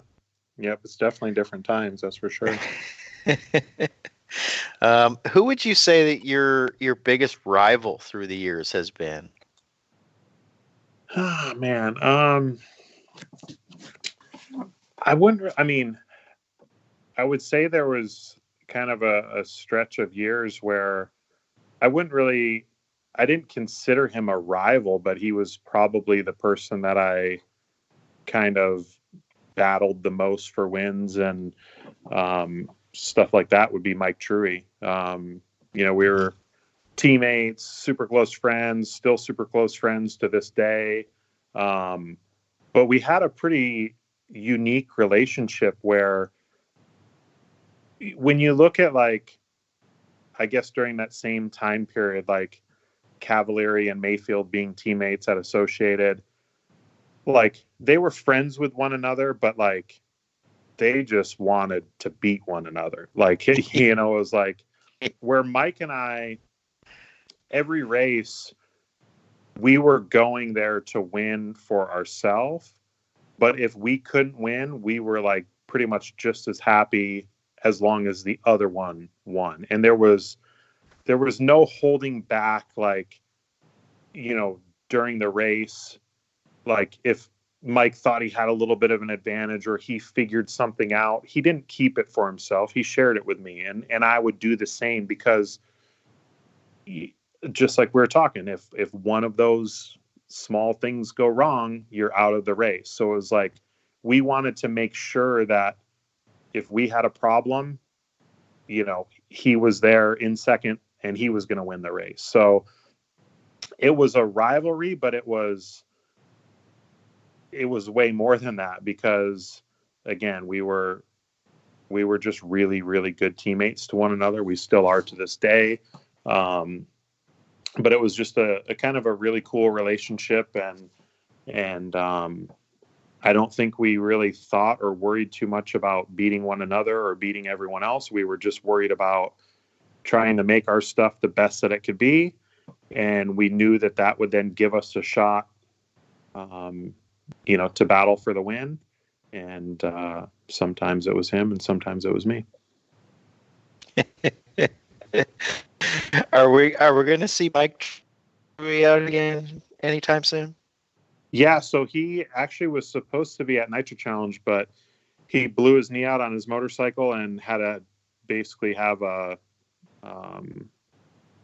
don't remember all the stuff that was done, but basically his knee completely rebuilt. So oh wow, he was kind of out of commission. He actually went out to the track right before DNC to kind of hang out and help Mayfield and Tanner Denny a little bit, but just wasn't in a position to where he could be at the track for a week and going up and down the driver's stand and everything like that. So the plan was for him to come back at Silver State, but obviously with that being postponed, we'll see. He's he's got a good job outside of RC now, and RC isn't his main priority or focus, but he's still really into it. I mean, even while we were at DNC, he's texting and calling myself and Ryan and talking to us and what changes are you guys doing and what do you think about this? So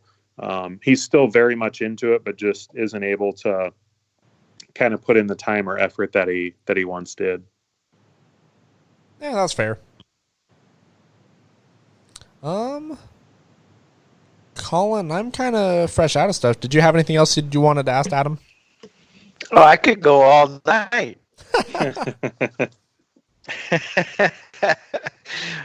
So at the race you were just at up here in the Northwest, there was spec tire classes. Yep. How do you feel about spec tires? I think it's awesome. I brought that up to Justin and Joe at the Fallout.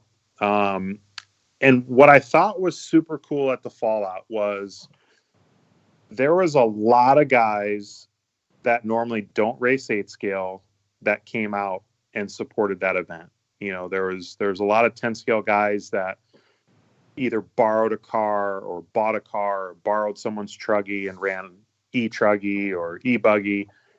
And the only thing that kind of disappointed me about that was when I was talking with a bunch of those guys throughout the weekend, they're like, man, I figured I was just going to run hole shots all weekend, or I thought I was going to just get a set of slide locks and run them all weekend. Well, at that race, it started out wet and low grip. We're on M4 hole shots, and then it went to M3 hole shots, and then it went to slide locks. And as it started drying out, the tire wear started going up, and I think it caught a lot of those guys off guard. And it's also, tires are expensive, so Yeah.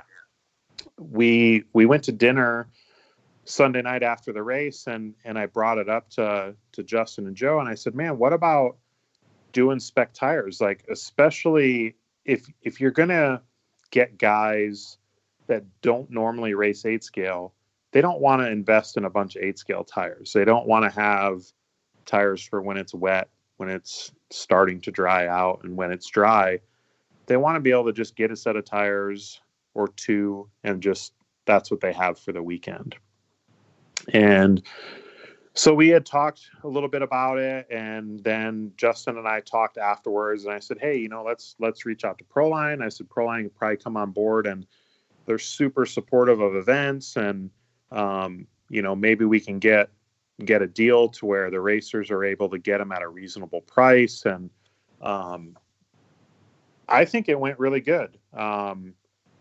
I ran the class purely as just I wanted to be able to help customers, and if guys, like, the slide lock wasn't going to be like my tire of choice for qualifying, like, so I was a little bit afraid, like, man, if I don't run slide locks at all and guys are coming to me and asking questions about their car, like, am I going to be able to help them, as much as I could if I ran the class? So I ran the class just to kind of support it, and then to also be able to help guys a little bit better. And what was cool about it is, by the end of the weekend, once the track dried out, like, the tire of choice that Joe and I ran in the final was M3 slide lock. It was the control tire.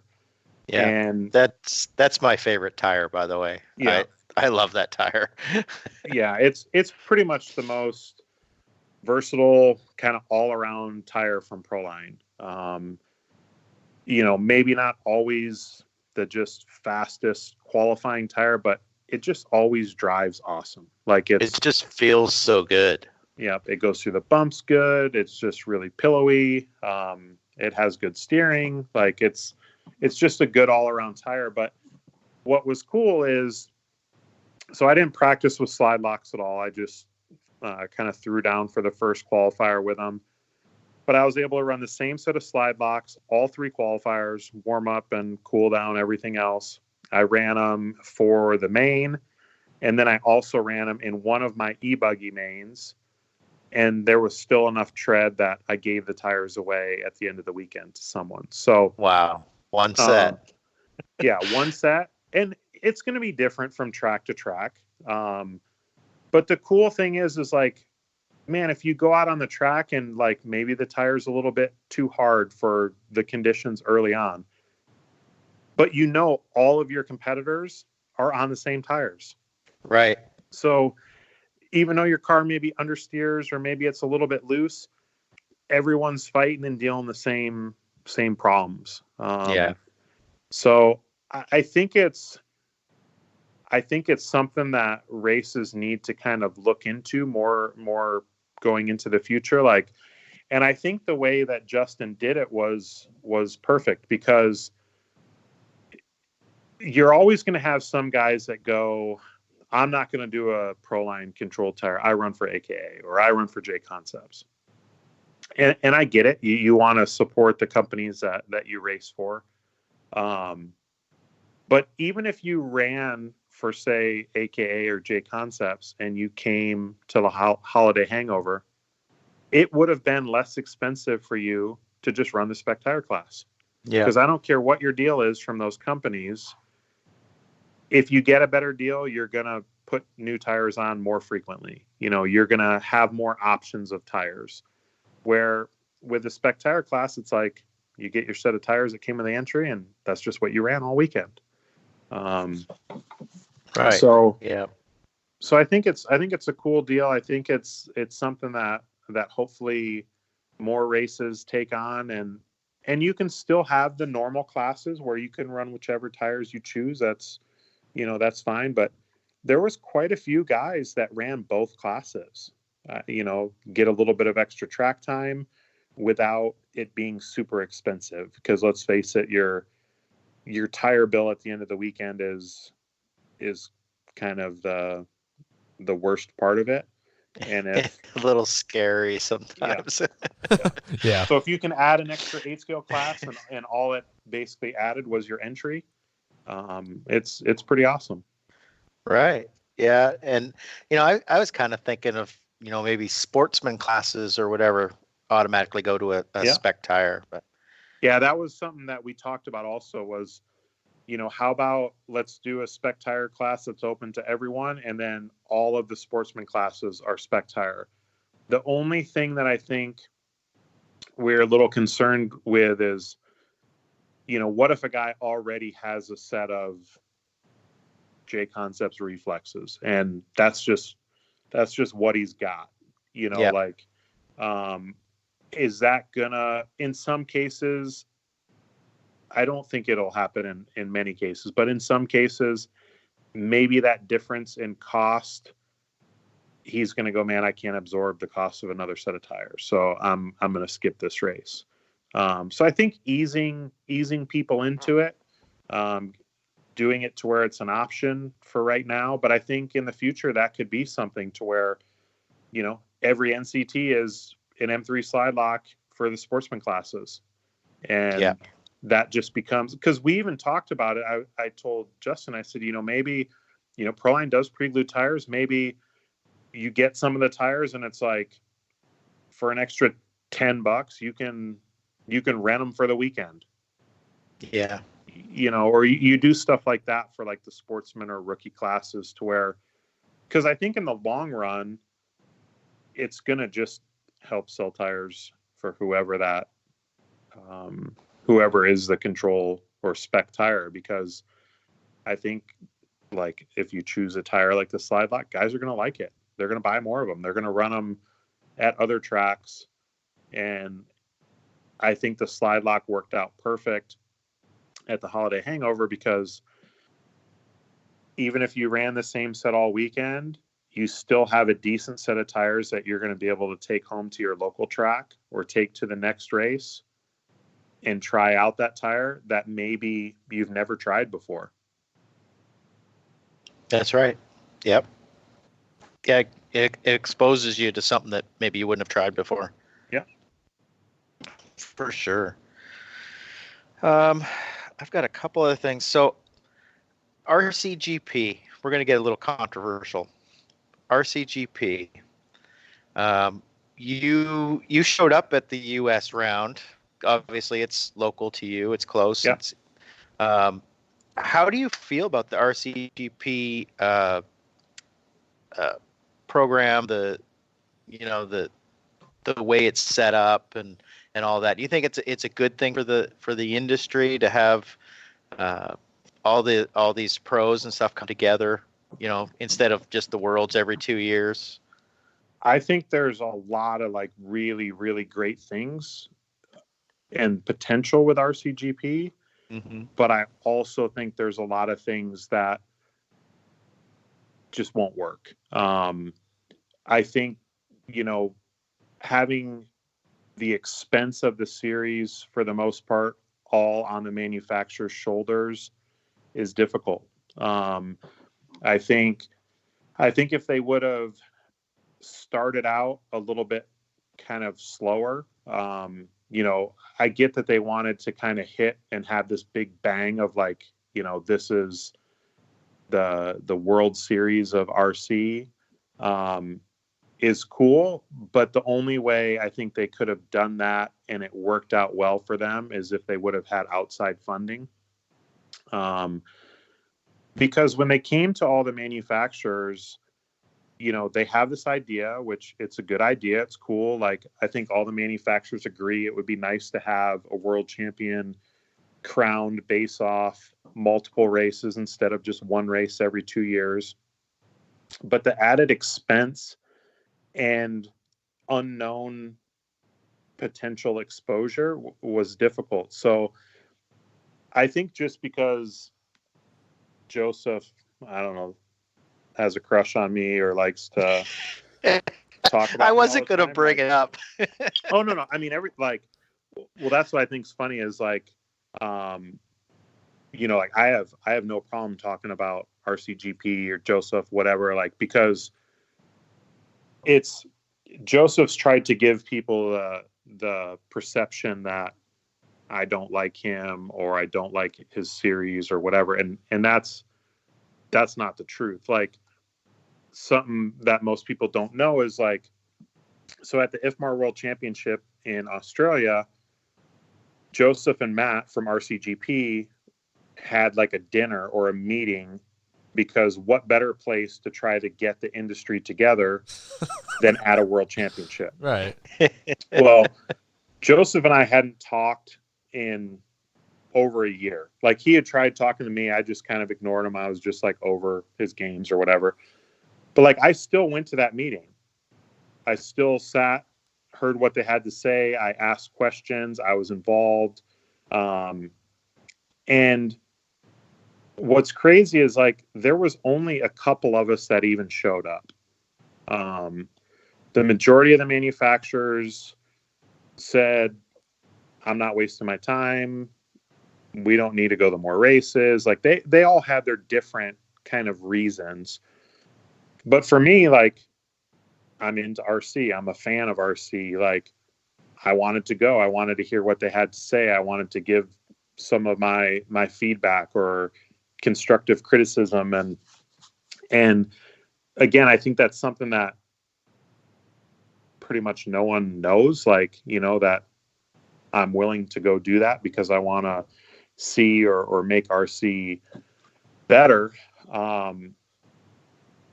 So again, I think there's good ideas. I think the concept of it is cool. I think the manufacturers support the concept of it, but for what it costs to attend those events, the entry fee is pretty high. You have to get your marketing stuff through them, tents, banners, everything else. You don't really have much say in the tracks that the races are going to. Like, the RCGP at Thunder Alley was awesome. Yeah. If all the races were like that, it would probably open the eyes of more manufacturers. But what I think a lot of people don't realize is, I think the round in Austria maybe had like 36 entries in the RC2 class. Oh, wow. The race in Italy, I think, had 40 entries in the RC2 class. So for the manufacturers to spend the money to attend, like Mugen, we can send Mayfield and myself to PMB with 750 entries, or to the Fallout with 300 entries, pretty inexpensively. To go to Austria, to go to Italy, to go to some of these other places, it's the Philippines. Like, all these tracks are amazing tracks, but we want to be able to kind of pick and choose the events that we want to go to one race at a time. Like, if all the manufacturers signed up and they were on board, it's like we would just all do it. Like, you got to go because this is the world championship. Yeah. But I think it takes time to build to that. You can't just create, like, their videos are unbelievable. Like, but I think if they would have maybe attended some current races on the schedule, put out some of those videos, marketing, like, this is what the future is going to bring, and kind of ease their way into it, they would have had a better chance of gaining the acceptance of the manufacturers. Yeah. Like, speaking for Mugen, like, Mugen is 3 different companies. We have Mugen Japan, Mugen Europe, and Mugen USA. So if Mugen puts together a team for RCGP, and let's say it's Robert and Ryan, that way we have a European driver and a US driver. Well, Ryan is employed by Mugen USA. Robert is employed by Mugen Europe. So it doesn't really do much good for Mugen Europe to spend a bunch of money to send Robert to the US. It doesn't do Mugen USA a lot of good to send Ryan Mayfield to Europe for a race. And the other thing is nowadays racers' schedules are kind of limited. Like for someone like Mayfield, he's trading his time between Yokomo and Mugen. And let's say Ryan can attend 10 races for Mugen. We want all 10 of those races to be in our market, not outside of our market. Right. So there's a lot of things that, Joseph wants to like give the perception of like the manufacturers don't want to support me. Like there's a lot more to it. Like it doesn't matter that Joseph's involved. There's reasons that just don't make sense for some manufacturers.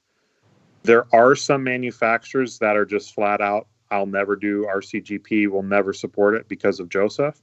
But the majority of the manufacturers are not that way. It's expensive to go to and attend races, and you want to go to races where you're going to get the most bang for your buck and where you're going to have the largest customer base. RCGP is cool. You get a ton of track time. That's cool for the racers, but for the manufacturers, would you want to have whatever it is, whatever you're selling, any like a dealer signing, would you want it to be at your smallest dealer or your biggest dealer? Like that's where there's some things that are more difficult than just saying, the manufacturers don't want to support it because of this. There's a lot of details to it. Yeah, there's not as much money in the industry as maybe some people think there is. Yeah. I mean, even like the race at Thunder Alley, like when I showed up there, like David, Matt, I think everyone was like shocked. Like, you're here? Like, because Joseph and I at the time weren't talking. And I'm like, are you guys kidding me? Like, why would that have any bearing on whether I'm going to be here and check out what's going on? I want to see what you guys are doing. Like, I'm a fan of it. Like, we have team drivers here. We have customers here. Like, granted, I wasn't there the whole weekend, but I stopped out there multiple times throughout the weekend. The shop at Thunder Alley sells Mugen stuff. They sell Flashpoint fuel. Like, so, I think people just, they kind of have, or they're given the wrong perception because some people like to use other people to get attention for themselves. Fair enough. Well, I honestly think that Joseph wants the same thing we all do better. Yeah. And the RCGP, I have to say, was one of the best races I've ever attended. Yeah. At Thunder Alley. It was the amount of track time. You don't have a gazillion classes where you're waiting for hours and hours and hours to run. Yeah. The entry fee was a little bit higher, but it wasn't really outrageous. It was fine for what you were getting. The initial shock value, but then for what you got, it was fair. Yeah. And you get a set of tires with your entry, and then buying a set of pre-mounted specs, I think $35. That's when we fly into a race like that, we don't have to take tires with us or anything. It was fantastic. Yeah. I really wish more races just like that race, where the pro class, yes, it's the feature class, but honestly, I felt like the RC2 class was more exciting to watch almost. Correct. In a way. I think at the Thunder Alley round, the RC2 class was, it was like the most unknown. Like, man, who's gonna win? Who's gonna make the final? Like,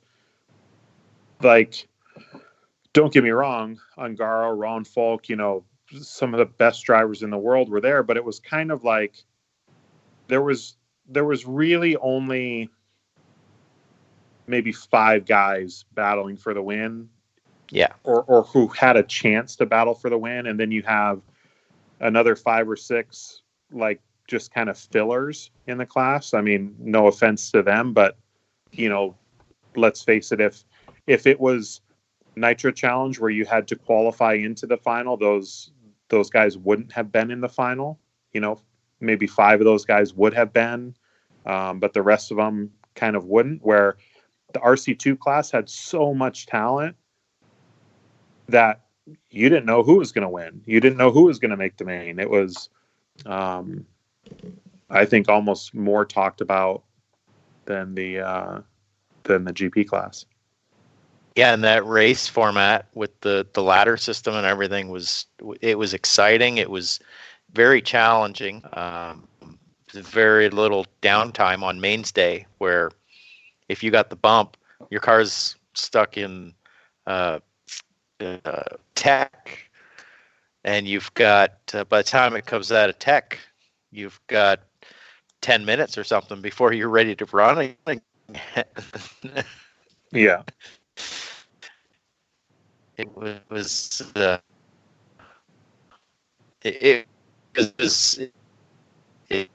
it was a lot of fun. I wish a lot more races were like that. Yeah. And I think it has the potential to where if there were some changes, you could get more support from the manufacturers to have, more guys in the GP class, or a full heat of guys in the GP class that are the best guys. But again, having to commit to the whole year, I understand it on their standpoint, like from the work that they do with the videos and marketing, that's kind of how it has to be. But a perfect example is like this race at Thunder Alley. Had Mugen been able to sign up for just that race individually, Mayfield and myself would have raced it. We would have, it would have been fairly inexpensive. We would have been able to kind of see what it's all about, but we're not going to commit to a full year's worth of travel and entries and stuff like that when it's fairly unknown. And then the other thing is, even with the wild card team, obviously with the wild card team, there can be some conflicts. Like Beach RC wanted to have Mayfield do it, but Mayfield runs for A Main. Beach RC and A Main are competitors. So it doesn't work. But the other thing is for me, even if it would have worked out to where Mayfield could have raced for Beach RC, RCGP has the rule that he's not allowed to wear or represent any of his sponsors that are not supporters of RCGP. Yeah. So nothing Mugen, nothing, I don't think J Concepts, basically anyone who doesn't support the series. Well, that would be like saying hey, we want to hire Eli Tomac to come do this race, but he can't have anything Monster Energy or Kawasaki. But yet he's paid by Monster Energy and Kawasaki. So it's what's crazy is the way I look at RCGP is the GP class is the show. It's the excitement. But you're wanting the performers to pay you to come put on the show for you. Which I get it. They don't have just an endless supply of money. They need someone to help fund the series, but to get it kind of going and to get it kicked off, if you don't have the performers, it's never gonna go where it has the potential of going. So, even though you have Ron Falk, Cole Ogden, McBride, Ungaro, that's great. They're all awesome drivers. But if Ryan Mayfield's missing, if Ty Tessman's missing, any of these other key guys, it's never going to be considered the same level as an IFMAR World Championship.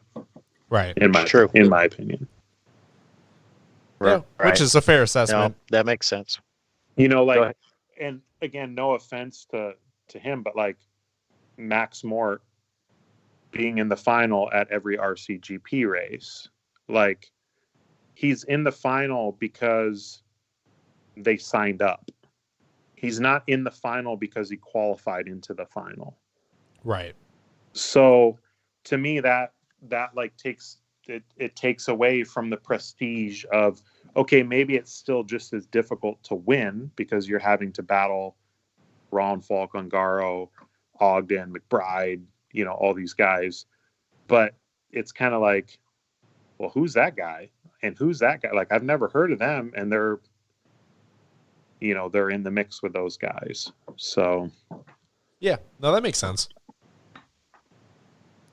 Oh, that's good. It's interesting to hear your take on it. And it makes sense because it has to make sense for you guys too, because it is a hefty investment. And I think that I feel like even though we heard Joseph's side of all of it, I think, once we saw like the numbers attached to it and the price tags and everything, it's kind of like, well, yeah, you kind of have to wonder. But again, there's a lot more to the price tag and stuff that I think people don't see. Like Joseph's thing is like, you already have the budget. You just have to readjust where you're spending it. So like, if you have a budget of $1,000 to go to a race, you just choose to not go to that race and go to this one instead. Right. But again, when you look at the big picture, it's not that easy for all manufacturers. Like I mentioned earlier with Mugen, like where Mugen USA is separate from Mugen Europe. Yeah. Mayfield has X amount of weekends that he can go race. We want it to be, even though for yourself, RCGP is one of the best races you've been to. You had tons of track time. It was awesome. There was less than 100 entries in the RC2 class, less than 100 people that we could kind of reach out to or, try to get interest in our product. Yep. That makes sense. Yeah. Well, and the other thing too is like, even if it was a case of you had the budget to do it, to spend the money to send drivers all around the world to these races, if you could commit to all of them, do you still sell enough cars as a result to make up Correct. for what you lost? Yeah. Yeah, the return on investment is got to be substantial. Limited. Yeah. Yeah. And I mean, that's a question with every race we go to, but you have a better chance of recouping your investment if you're going to a race with 3 times as many people as you do going to a race with a third of the people. Yeah, that makes sense. Yeah. Totally. Do you see the potential for another series or something like that to bring the world's best all together more than once every 2 years? I mean, I hope so. I hope that, something like that is able to happen. But I think nowadays with how oversaturated we are with like big races, it's going to be really, really tough to fit into manufacturer schedules and budgets because, Mugen, yes, we focus on races of all levels, but like for myself, we put a lot of time and effort into supporting the more grassroots and regional level races. So even if this World Series comes about and it's the best of the best, we have to still sit down and say, okay, where do we spend our money that's going to give us the biggest potential of return on our investment? Like, you want to win at the highest level, but you don't want to spend all this money chasing this goal of of winning this World Series at the cost of not being able to support the races that matter the most. Yeah, that's a good point.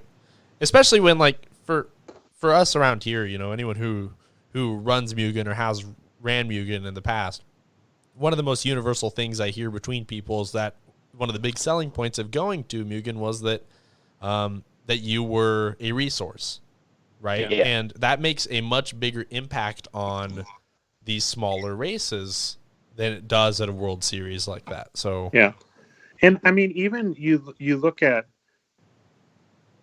MotoGP, MXGP, Supercross, Motocross, F1, like those are the highest levels of racing in those different categories. right. To me, the only reason those teams are able to do it is because of support from outside the industry sponsors. You look at like Supercross, the majority of the teams are struggling with the sponsorship that they have, or like you look at JGR, for example. Yeah. It's like Joe Gibbs has so many connections, so much success in NASCAR and everything else, and he can't get a title sponsor for his Supercross team. Well, Suzuki on their own isn't going to fund a team to go race at the highest level. And I doubt that many of the other manufacturers would either. So if in RC, the teams are able to get funding from an outside the industry sponsor that just has money that, needs to kind of have some write-offs, then yeah, the companies are going to go full bore. They're going to race everywhere they can at the highest level, grassroots, you name it. Yeah. But that's just not how it works right now. Like you're having to fund your own racing. And with that being said, you're going to try to go to the races with the biggest turnout or the biggest potential to get the biggest return on your investment. Yeah, that makes sense. So I guess a question I could ask then in response to that, before we start sort of closing here, is that what do you think we could do differently in RC that could make it more appealing to outside resources to maybe achieve, like, let's say the RCGP goal of getting outside funding to help pay the bills, take some of that weight off of the manufacturers? What do you think the missing link is right now in what we do that we just aren't making that connection on yet? I think the race formats, as far as like IFMAR qualifying, things like that, make it to where it's nearly impossible for anyone to follow the racing. I mean, even if you are into RC and you're just standing by the side of the track, if you don't have live RC up on your phone, you don't know who's winning, or maybe you know who's winning because of the announcer, but you don't know who's in fifth. Right. So that makes it really difficult. The size of the cars make it difficult because, you think about it like in NASCAR or motocross or something like that, the cars are bigger. You can see the number. You can kind of follow who's who. So even if we did heads up racing, that would be more exciting, but it would still be really difficult to follow. I think for us, instead of it's baby steps. Instead of thinking, man, how do we, there's nothing wrong with thinking big. But I think everyone's always, so, man, what are we going to do to get this on TV or what are we going to do to get outside sponsors? I'm more worried about or focused on what are we going to do just to get more people at our local tracks? Right. Let's walk, or let's, crawl before we walk. Let's work on getting back to the grassroots stuff. Let's work towards getting more new people into it, getting club racing back going, just fun hanging out with your buddies at your local track, whether it's during the week or on the weekend. And let's kind of grow and build that and then see where we can take it.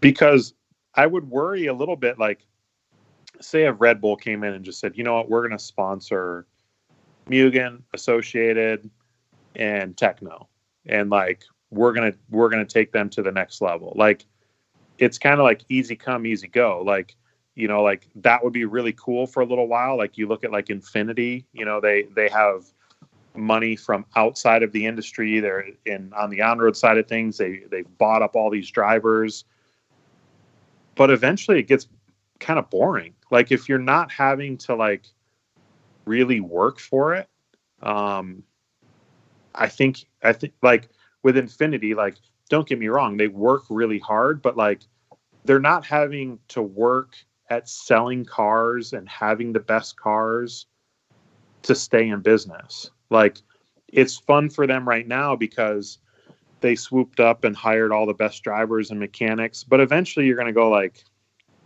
man, this is like, what are we doing this for? Like, we're not doing it to sell more cars. We're just doing it to kind of puff our chest out and show we have the most drivers at this race, or the best drivers. Right. So I would worry like for outside companies to come in, like we have to be able to show them and grow and then sustain that in order to keep them. So I think first and foremost, we need to focus on what we can do ourselves at more the grassroots regional levels, to get more people involved and to, you know, just have fun enjoying the hobby. Yeah, fair enough. That's a good point. And, you know, not to be a pessimist by any means, but maybe sometimes we have to sit back and think not only, you know, can we crawl before we walk, but also sometimes things are just not meant to be a certain way. And that doesn't mean that there's anything wrong with what we do. It just means that Correct. Maybe we're valuing the wrong things. Yeah. Yeah. I mean, I think we all have this like, man, if we could turn into supercross or motocross, like, sure. Yeah, that would be awesome. But I mean, is that it? Could it happen? Of course, anything could happen. But like, is it really going to happen? Most likely not. So let's back it down a notch and let's work on things that can and will have an impact and help us out. Yeah, 100%. Right. So I have one last question, kind of off topic a little bit. Do you listen to podcasts? I do a little bit, not a ton, but I do listen to some podcasts like while I'm driving and stuff like that. Okay. And what's your favorite podcast to listen to, RC or not? So I'm super into like motocross and supercross. So I listen to like the Pulp MX podcast of that. I listen to some of Joe Rogan's stuff. Like if it's a guest that I am interested into.